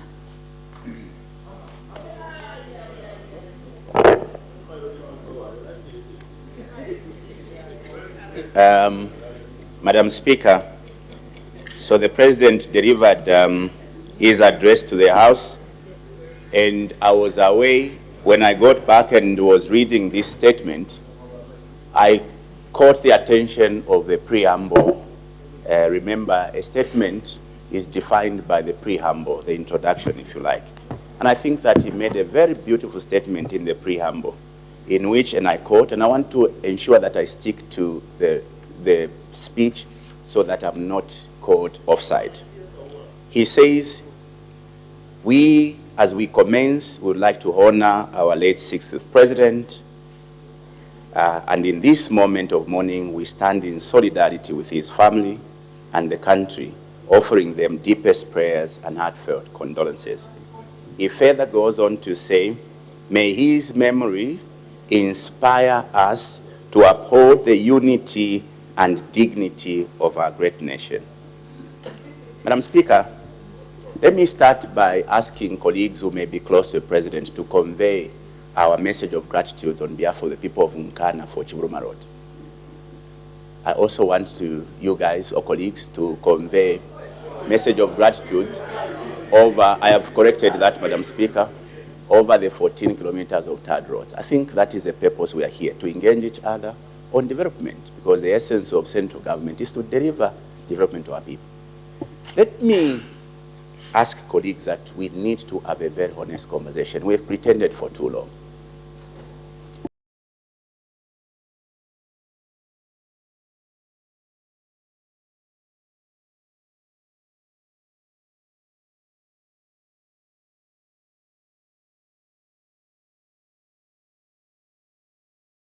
Three months down the line, this is a speech. 3 months down the line, the Honorable Member for Nkana. The Honorable Member for Nkana. Let me guide. The funeral for the 60th President is not yet over. The family is still mourning. Let's not discuss it in a way that will be controversial. Let's have those family members at heart. My request and my guide. They are still mourning. Madam Speaker, that I'll be allowed to debate the speech. Let me proceed. Issues of procedures. Sometimes we want to hide under the guise of procedures. Procedural, it's correct to do this. But I've seen the worst form of hypocrisy in our friends on your right around procedures. Procedurally, the President of the Republic of Zambia, when sworn in, is supposed to go and occupy Nkwazi. That's procedure. You cannot continue to hide under there is no law when procedurally it is correct that the President must The Honorable Member for Nkana. We are discussing the presidential speech. Is that matter you've brought in? Is it in the presidential speech? We are not talking. I don't think the president mentioned where he's staying or where he's supposed to stay. He brought out a lot of things. There are a lot of things, Honorable Member Fonkana. Just pick 1 or 2 or 3 issues that were brought in. Let's not try to bring things which were not mentioned by the President. Madam Speaker, thank you. It was a presidential address. Thank you for your guidance, Madam Speaker. On the third paragraph, the President speaks to upholding unity. It is imperative that if we want to attain development, we must unite as a country. And it's a beautiful call. One, if not made for cameras, but followed by procedure, would go a long way in helping this country forge better fronts in attaining development. I have never thought you can be rightfully placed to call for unity when you have created 2 sets of laws. The animal farm situation, where some people are more equal than the others. For the same acts, others are being dragged to court. The same actions, others are going scot-free. I can give examples. Unity, Madam Speaker. For the first time in the history, a member of parliament is sent to jail for statements made within the precinct of parliament, the case of Nia. You cannot ask for unity if you're going to allow the law or the courts to be weaponized to usurp the provisions of the law to send people to court or to jail because you don't like them. You cannot preach unity when 2 sets of people, one insinuates that people of one district are more intelligent than the other, you send them to court and jail. The other who says that the people of one district suffer from mental poverty, they are free there. Order. I think I have guided Honorable Member. You are going astray. I guided that you should follow the content of the speech. The content of the speech. Don't bring in other words or information which were not mentioned by the President. There was an indication by the Honorable Minister of Information for a point of order. The Honorable Minister of Information, what is your point of order? Thank you, Madam Speaker. Madam Speaker, I draw your attention to Standing Order 71B in respect of a member's debate to ensure, a member debating to ensure that the information they are providing on the floor of the House should be factual and verifiable. 2 issues the Honorable Member on the floor has raised. One, that the President cannot talk about unity when there are 2 sets of laws in this country. Without, Madam Speaker, factually bringing to the attention of this House such laws, because laws are made by this House. And this House, Madam Speaker, has never made 2 laws to apply to different sets of citizens. Madam Speaker, the Honourable Member has also gone ahead to indicate that you send members of Parliament to jail because you don't like them. Madam Speaker, again, he has not given any evidence whatsoever to that effect.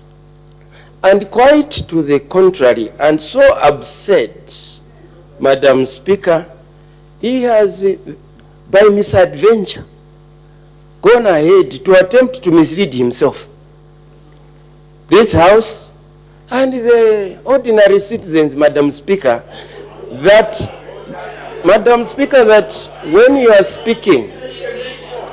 Order, Honourable Members, order.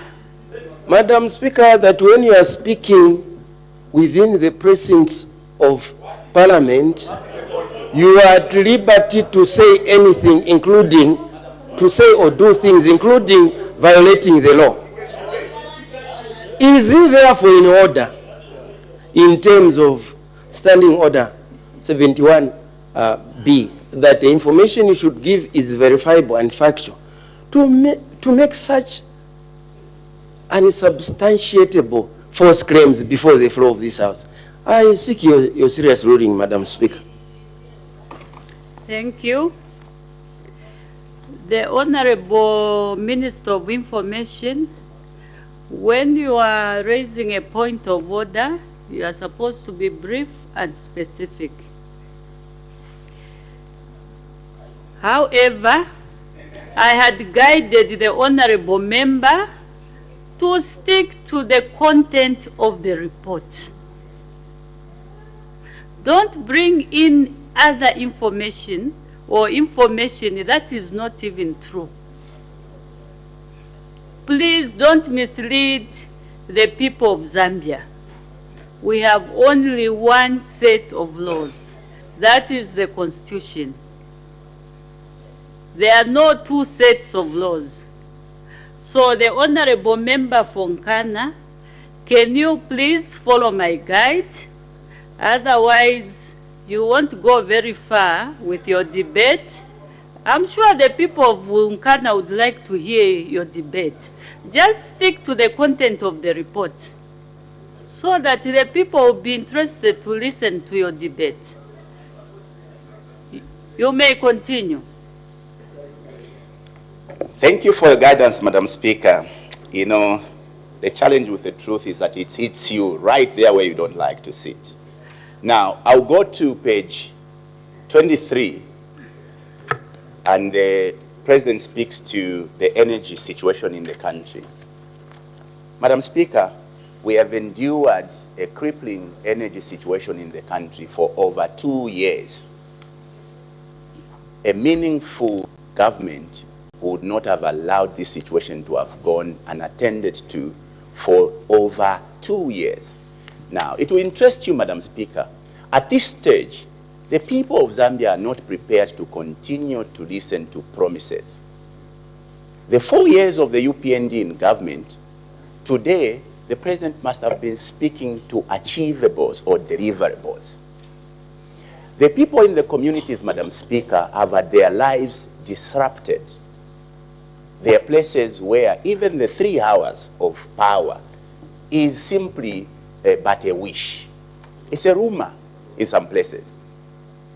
We were entertained, or we were requested as citizens by the Minister of Energy not long ago that we needed to tighten our belts. They wanted to raise money under what was called emergency tariffs. People were made to pay through their noses for power that has not been seen. Because the pretext then was, let's pay for more, we raise money to import power so that we can increase the hours of power from 3 to 6. Madam Speaker, your people in the communities, those who manage small businesses, saloons, barber shops, welding shops, butcheries, and many companies today have folded up. Families have been thrown into disarray. When you speak to this issue, Madam Speaker, people would have expected you to speak to, what are we doing? What have we done? What are we doing? What would you do in long term? People are not interested in bedtime stories today. They're interested in tangible solutions to this problem. How do people afford to sleep? Knowing your own people are going, faced with this challenge that has thrown their lives in disarray. Meanwhile, on the other hand, you are busy empowering other countries through exports. In legal terms, there is a force majeure, which is a legal concept that allows for parties in a contract to terminate a contract due to unforeseen circumstances. What could have stopped this government from invoking this provision of the law to stop all manner of exports so that you can attend to your people? How does it make you, the UPND, feel when countries are celebrating you having sold power to them to keep their industry and their people satisfied? Your people here are wallowing in desperation. Madam Speaker, when I listen to these speeches, I feel very sad. Because for once, we want a leadership that cares for the people. You cannot create middlemen in the line of supply of power. You create a private company, you direct that EDM of Mozambique should supply power to a company called Canona using our state infrastructure, and then you allow ZESCO to be buying from a private company. I brought this issue in this August House, challenged the Minister of Energy, who failed and skated around the issue. Those are facts on the ground. How can we be reckless as a people to subject our people to these untold miseries when we are doing the opposite and fattening our pockets? And you have the guts to come to this August House and deliver a speech and suggest you are the best in history. How do you manage to sleep? Thank you, Madam Speaker.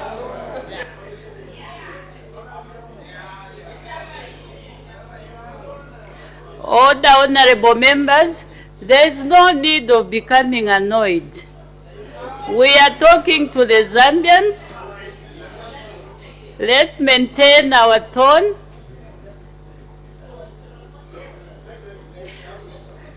Before we go, we take the honorable member from Porokoso. I'm going to balance. Order, honorable members. Order. The honorable member for Karurusha, I'm using my powers. The honorable member for Mwandi.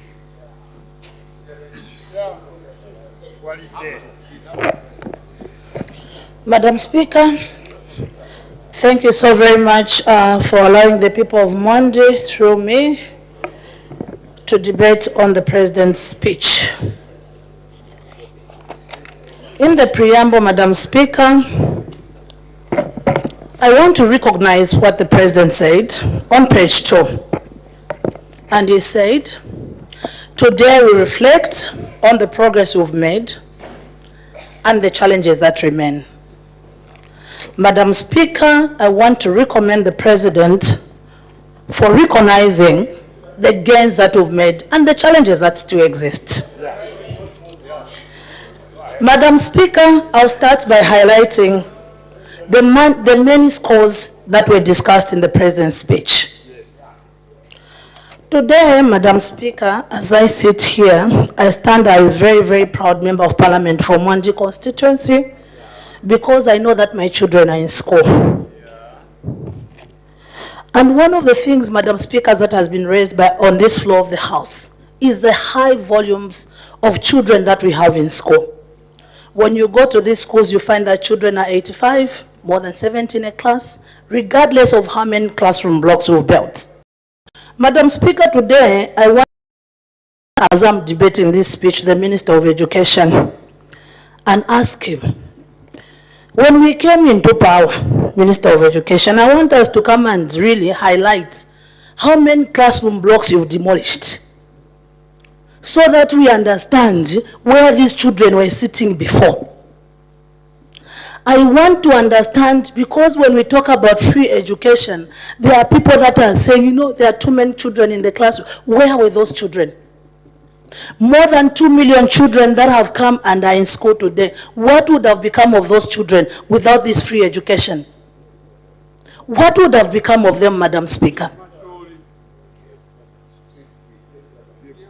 Through CDF, Madam Speaker, so many of us have built so many classroom blocks, but the number of children that are in school is unprecedented.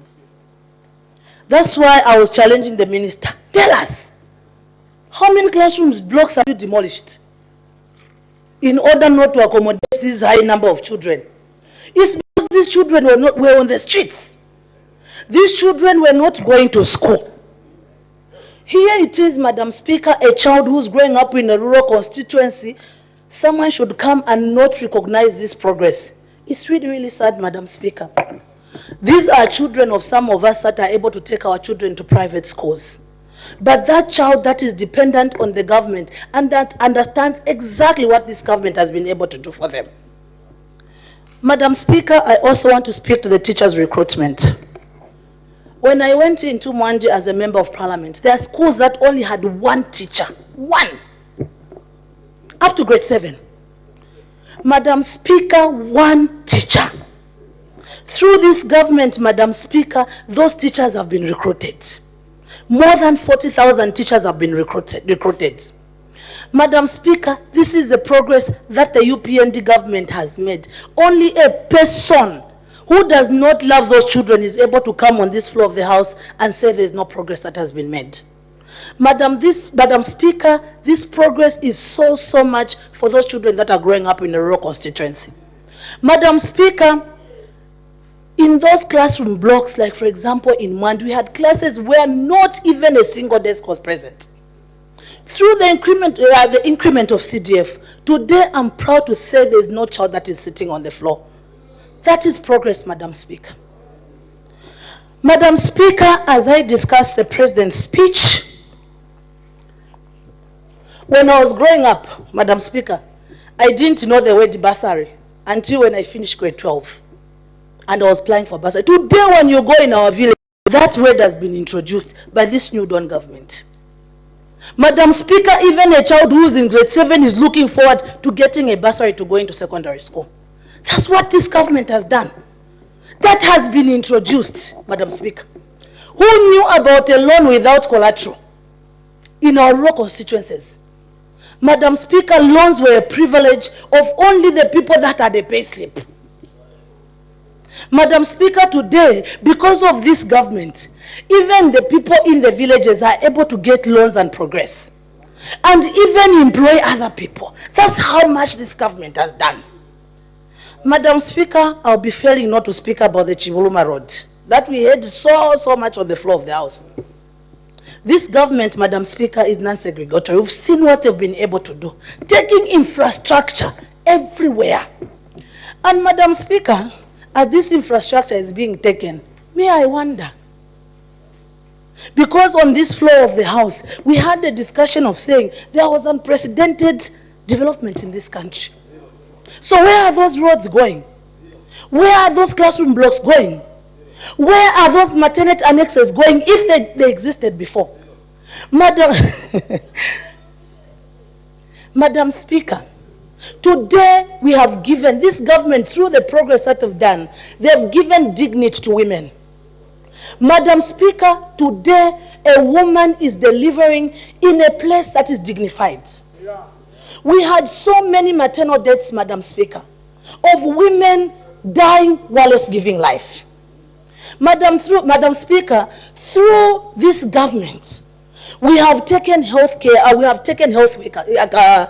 workers to areas now, Madam Speaker, a mother is giving birth in a dignified place.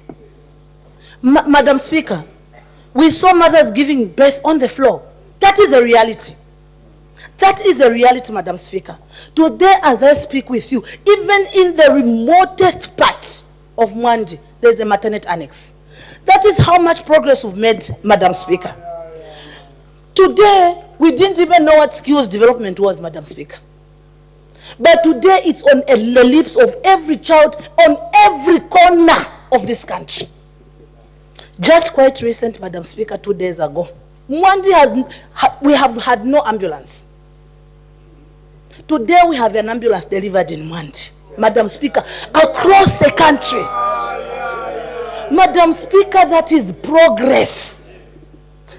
No, we didn't have an ambulance. And in all the time that we also sat there, Madam Speaker, in Mwandi, the only hospital, we also never had, the X-ray machine. For you to get an X-ray machine, Madam Speaker, you had to travel a distance of more than 6 hours as a patient.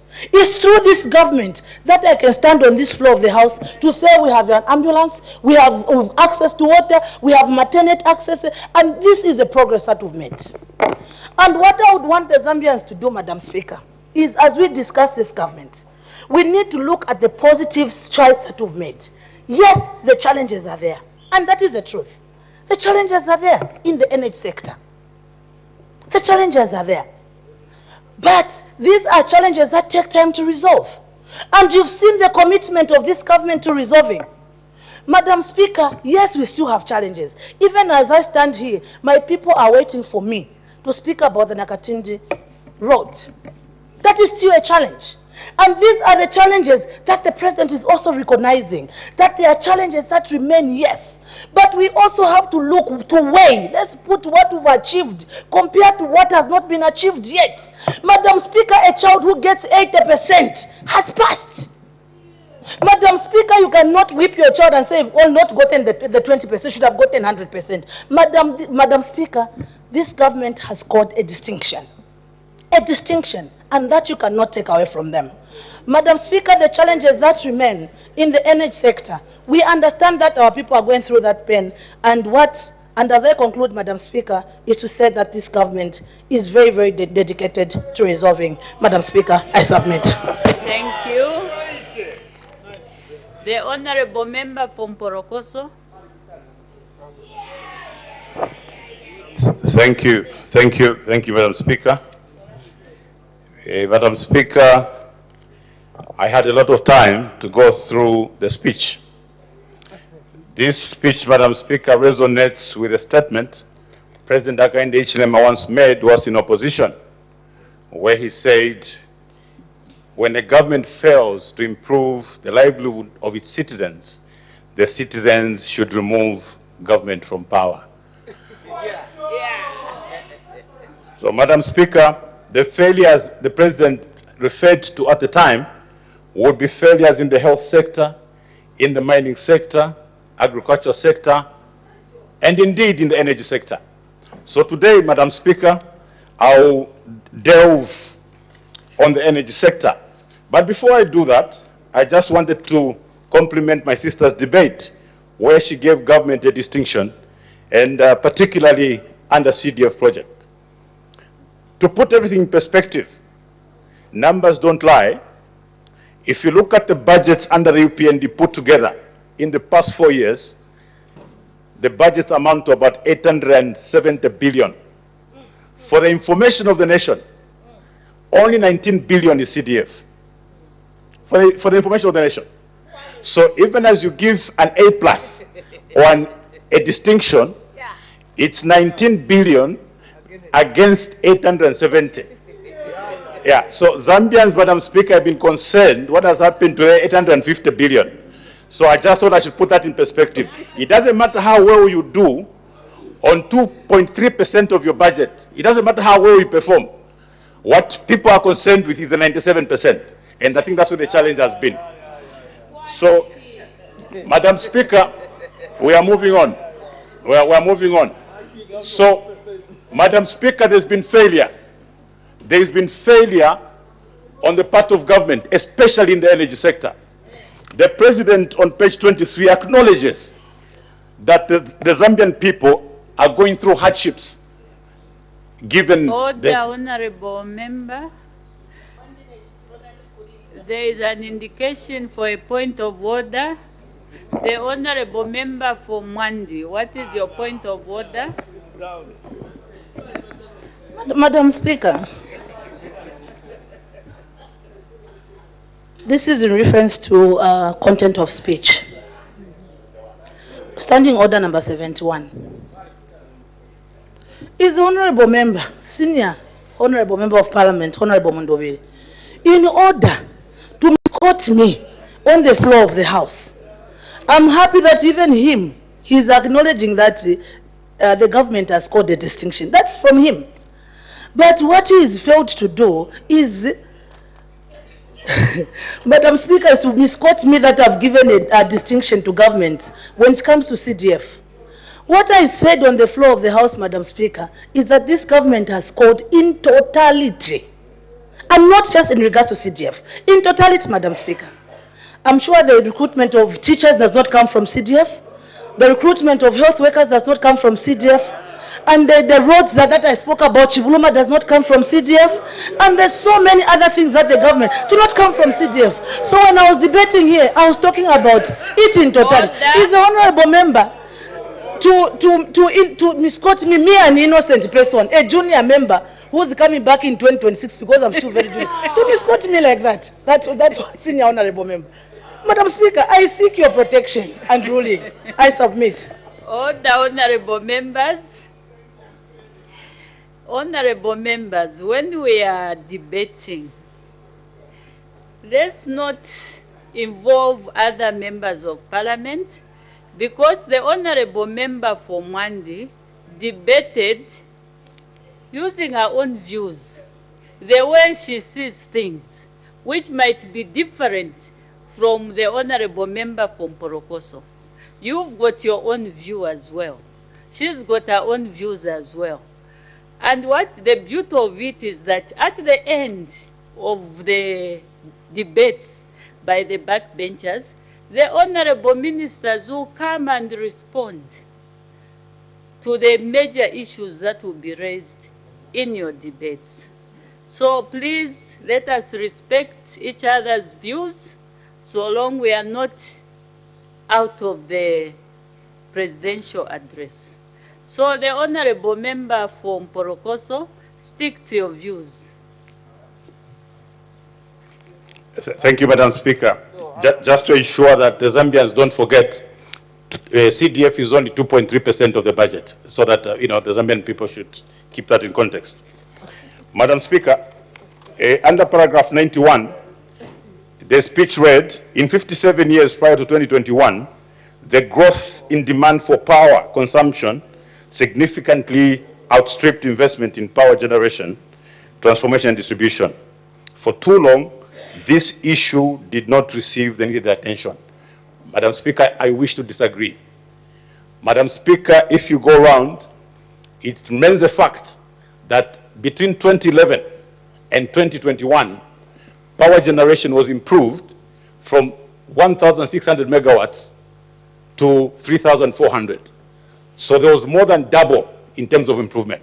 So the statement here is inaccurate, and I hope that the records can be, rectified along the way. So there was something done. There was something done, Madam Speaker. There was a lot of investment that went into this particular sector. The other statement, Madam Speaker, that follows is where the President said, our government is actively addressing this challenge. Again, I disagree, Madam Speaker. You cannot address a challenge of power shortages by exporting power. Today, Madam Speaker, the problem that we have is because government is exporting power. So when the President says our government is actively addressing this challenge, I disagree with this statement. Because we've been exporting power.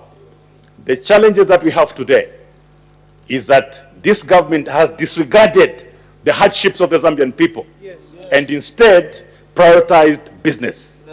You cannot abandon the challenges of your citizens in preference for business. Madam Speaker, on the floor of this House, we had reintroduced and broadened the definition of corruption to mean actions or actions that take into account, that involve government taking interest in private capital at the expense of public interest. And this will come in form of administration, policy, and legislation. So today, the many decisions that are made by this government as regards export of power can be defined as corruption under that broadened definition. Because, Madam Speaker, we have a situation today where private companies are making billions of dollars today out of this same sector, and ZESCO is in perpetual deficit. What my young brother talked about, previously we would import power from Mozambique, EDM. Today, you cannot import as government power directly from there. You've got to do it through a private company called Canona. That's what the problem is. The middlemen that have been introduced along the way is what is causing a problem. Previously, Madam Speaker, we were told it was because of drought, and everybody believed the story. People came on the floor of this House to get approvals, ratifications for new rates, but there's no drought now. What is the problem? The problem is the preferred private interest. Zambians must interrogate, why has it been difficult? Even for the President, he found it difficult to talk about the energy sector. The energy sector, Madam Speaker, was the elephant in the room. Every Zambian out there was waiting to hear the solutions that the President would advance on the floor of the House. And clearly, there's no solution to that particular problem. That takes us back to his statement. He says, if government fails to resolve the challenges the Zambians are facing, the Zambians must remove government. And indeed, I'm happy that the Zambian people have decided, they've made up their minds, that come next year, the UPND government will leave government because they have failed to resolve the challenges of the Zambian people. So, Madam Speaker, there are a number of things government would have done. For example, We have the pencil line that comes from Kabwe into Kasama.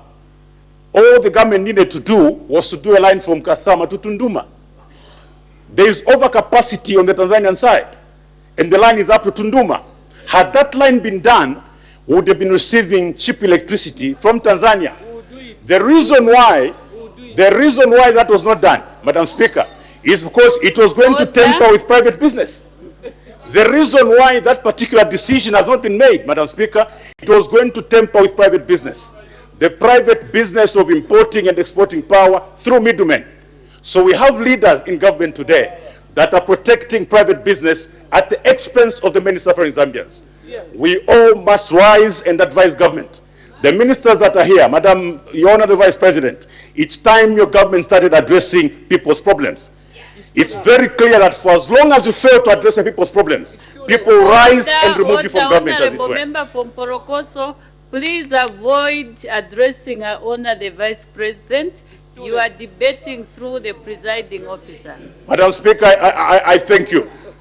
Through you to the executive. Even if it is too late now to make any changes, because the Zambian people have decided, it would be good for them to do something good for Zambia, so that Zambians in future can remember them. You cannot prefer private business and leave the many small businesses. Mothers are dying every day in hospitals due to load shedding because some people in government have preferred business to public interest. Madam Speaker, with those few words, I thank you. The Honorable Member for Solwezi East. Thank you very much, Madam Speaker. Madam Speaker, it's just quite saddening. Sometimes you hear, you know, an organization that is disorganized or a party that is disorganized. I was just reading somewhere that this party that is disorganized is intending not even to be there on the ballot paper next year. So I don't know that party. I think the disorganization. The Honorable Member for Solwezi East, let's stick to the content of the presidential address. Madam Speaker, it's part of the speech. When you are, it's very, very difficult to organize a disorganized party. Madam Speaker, anyway, let me come to my debate. Madam Speaker, the people of Solwezi East are so great, so happy to contribute to the motion on the floor of the House. And from the outset, Madam Speaker, I need to state this. Order, Honorable Member. The Madam one Speaker. standing there. Okay. Do it silently. You may continue, Honorable Member. Madam Speaker, for once in a decade, Zambia has a leader who is able to read, who is able to plan, who is able to negotiate smartly, and who has rescued Zambia from the shackles of economic collapse.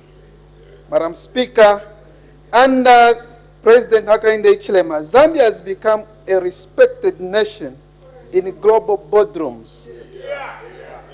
Debt restructuring is finally giving Zambia breathing space, and investors are once again looking the Zambia way. Madam Speaker, I give an example. Just a day ago, when the President handed over the ambulances, one unit of ambulance previously used to cost $250,000. But because of the smart negotiation of a visionary leader, Mr. Hakainde Hichilema, just one unit costing $89,000, well equipped. That is an ambulance. And this is the leader who came to this August House and addressed the nation. Madam Speaker, and I would want to continue my debate on that trajectory.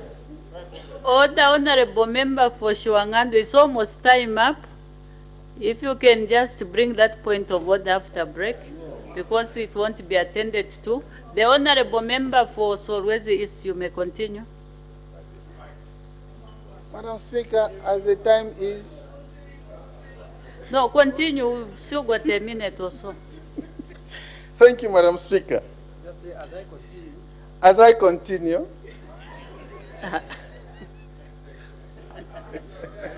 Continue, Honorable. Madam Speaker, when you look Order. at... As the time is 16:40 hours, I suspend business for 20 minutes for a healthy break.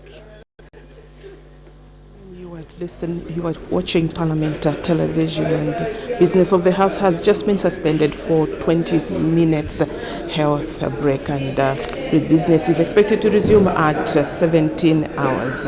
And on the floor of the House just before the break was already East Member of Parliament, Mr. Alex Katakwe, adding his voice to the motion of thanks that was moved by Chisamba Member of Parliament Chushika Sanda on the President's address that was moved on Tuesday when the House resumed sitting.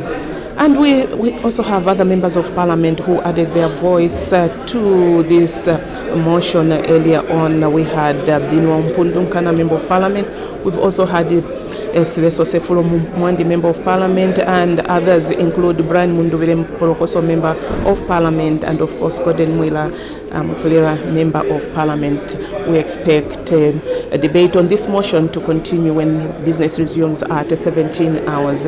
And other business that has been considered on the floor of the House include announcements by the Honorable Madam First Deputy Speaker, in which she recognized the presence in the public gallery of pupils and teachers from Northview Academy School in Muchinga District. She also recognized the presence in the public gallery of teachers and pupils from Real Vine Christian Academy School in Lusaka District. And on behalf of the National Assembly, she welcomed the visitors to the institution. There was a ruling by the Honorable Madam First Deputy Speaker in which she announced, in which she did mention to the House that there was a Honorable Member of Parliament for Lunte, Mr. Kafwaya Mutotwe, had been cited for exhibiting disorderly conduct on the floor of the House and showing disrespect to presiding officers on Tuesday, 16th July 2025.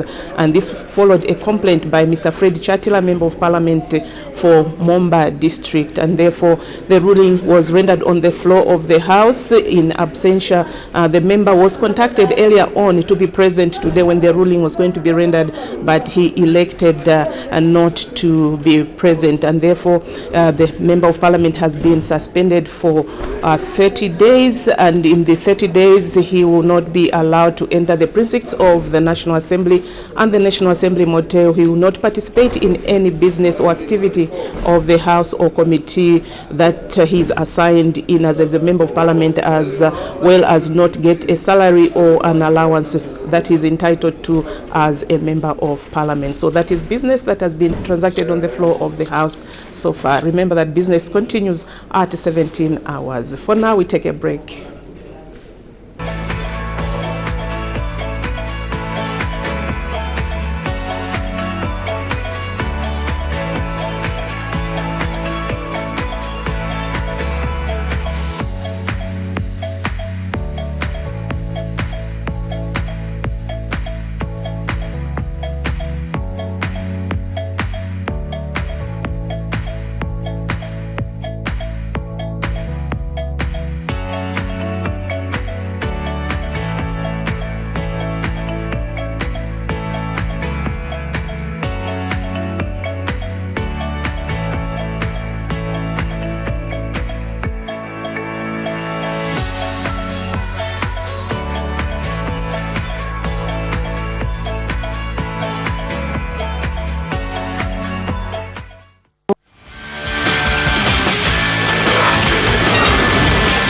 On Oyo constituency, we profile one of the most prominent constituencies in the country. The constituency is facing a lot of challenges, but the major ones are, number one, poor road network, communication network, no financial institutions, no colleges, no electricity, and inadequate infrastructure in both education and health.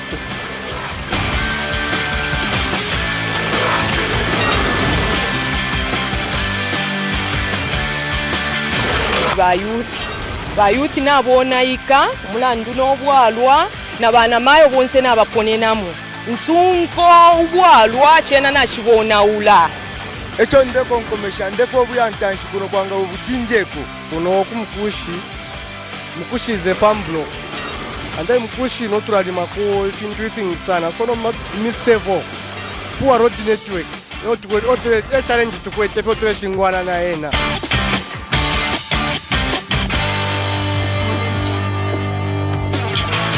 In Mukushi, we watch Parliament TV. Watch Parliament TV, the TV that brings Parliament closer to our community. Parliament TV Keep watching Parliament Television.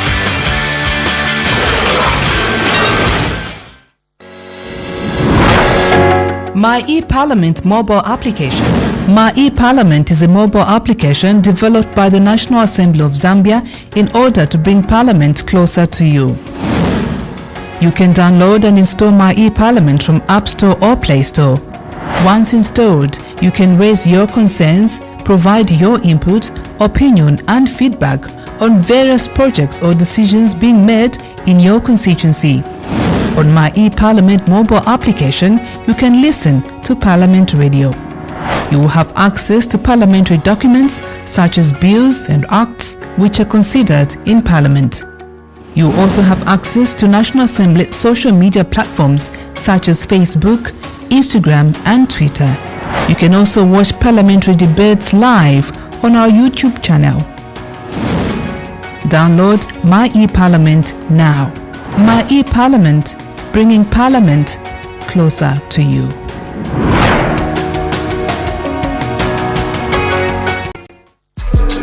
When these beats go crazy.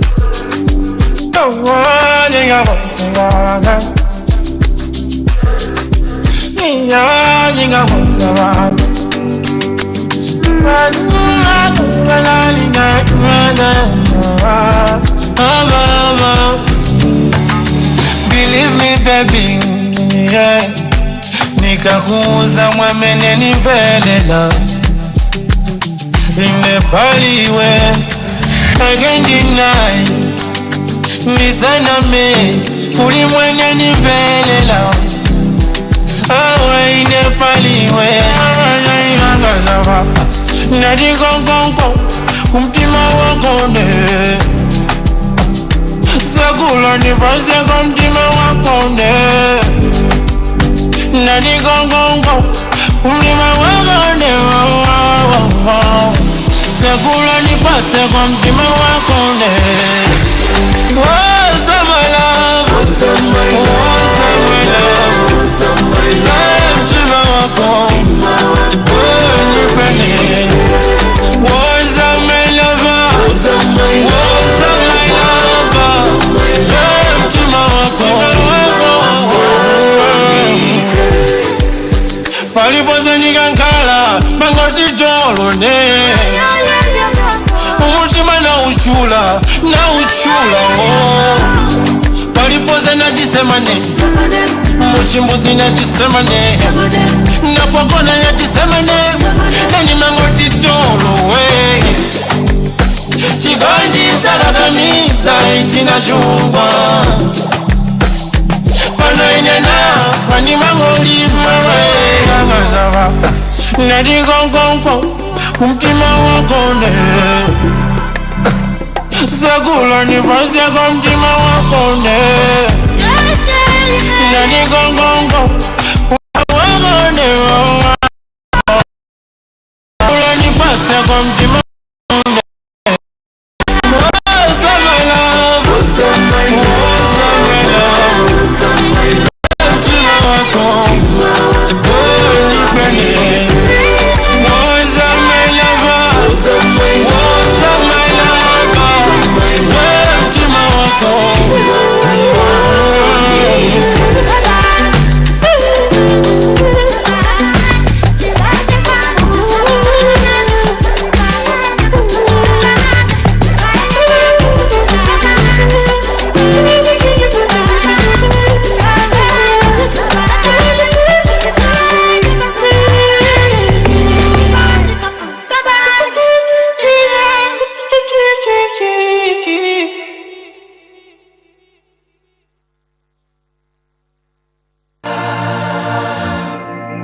never been easy. It's never been easy. It's your boy, Stash on the bed. It's your boy, D.A.E.V. It's never been easy to stay in love with you. Lenanga mutima ukali upanya because of you. Never can memory lane, it feels like yesterday. When you say I do, baby boy, I am the one for you. Kayesa kupanya, kafuna kutiluvyanya. They don't know what we've been through when I knew. Kayesa kupanya, kafuna kutiluvyanya. They don't know what we've been through when I knew. Now tell me, you remember, baby? Madezi ya kudala, baby. I brought you letters, Bakachungulo, I brought you flowers. It's a journey what we been through, baby. It's a journey what we been through, baby. Baby, you were fighter, soldier. Number one, Okumutima, my lover. You my ride, you die. You forever by my side. Pasa kusanga nikase you again. Never nakateka kumutima wanga. But I should let you know it's never been easy to stay in love with you. Lenanga mutima ukali upanya because of you. Never can memory lane, it feels like yesterday. You say I do, baby boy, I am the one for you.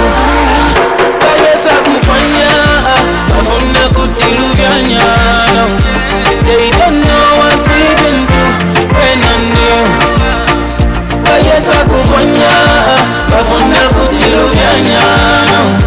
They don't know what we've been through when I knew.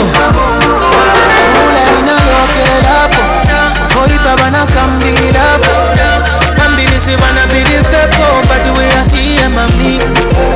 So na chiteko vachocho Foko na dalama Inutima unasanka that's why I am happy to love you.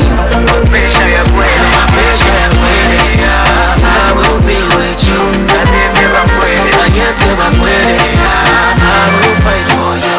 Mapesha ya kweli, mapesha ya kweli. I will be with you. Natembea kweli, nanyesema kweli. I will fight for you. Never been easy to stay in love with you.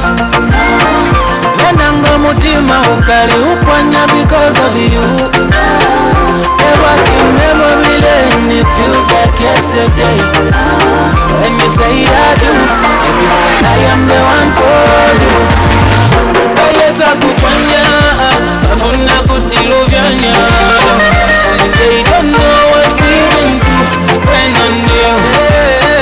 Kayesa kupanya, kafuna kutiluvyanya. They don't know what we've been through when I knew. Kayesa kupanya, Kayesa kupanya. Simak Mr. Dazo.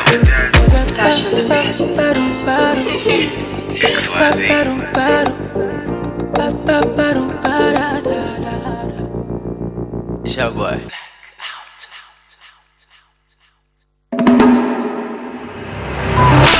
I told you, man.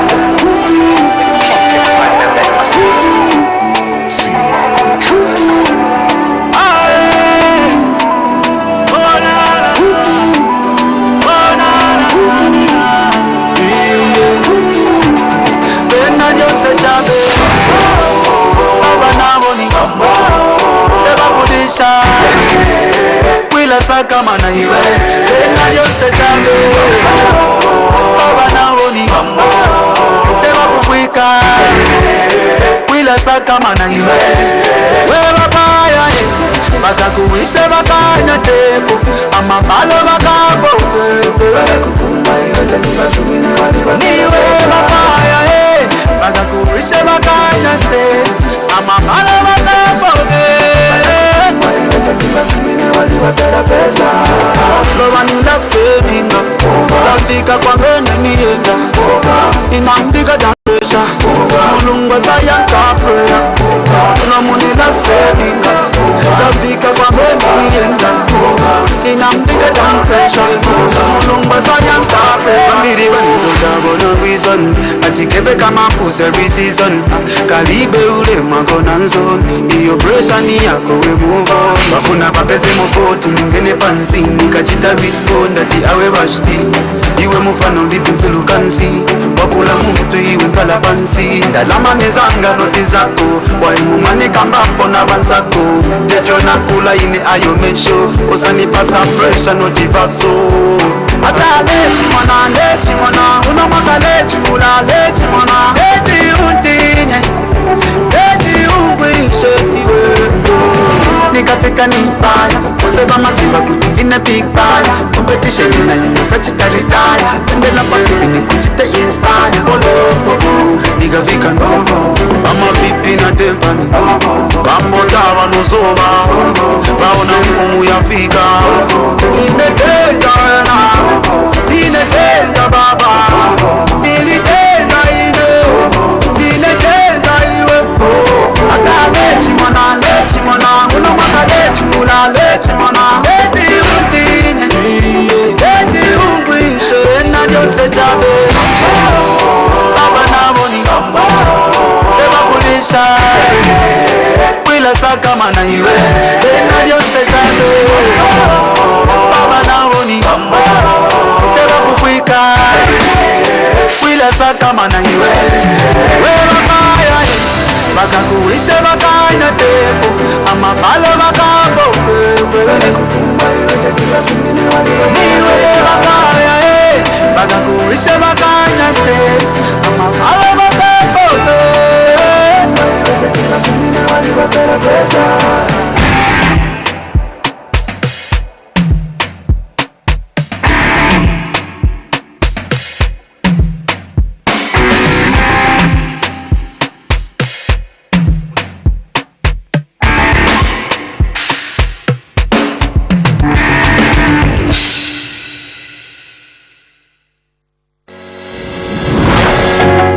My eParliament mobile application.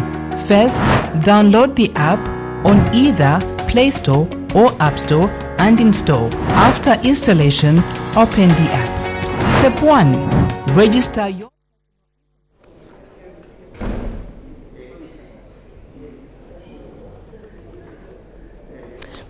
Good afternoon.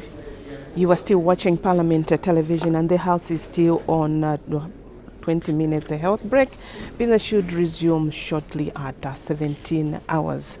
And under consideration just before the break was Solwezi East Member of Parliament who was adding his voice to the motion of thanks that was moved by Chisamba Member of Parliament Ms. Chush Kasanda following the President's address to the House Friday 12th September 2025. And other business that has been transacted on the floor of the House with announcements to recognize in the public gallery of pupils and teachers from Northview Academy School and also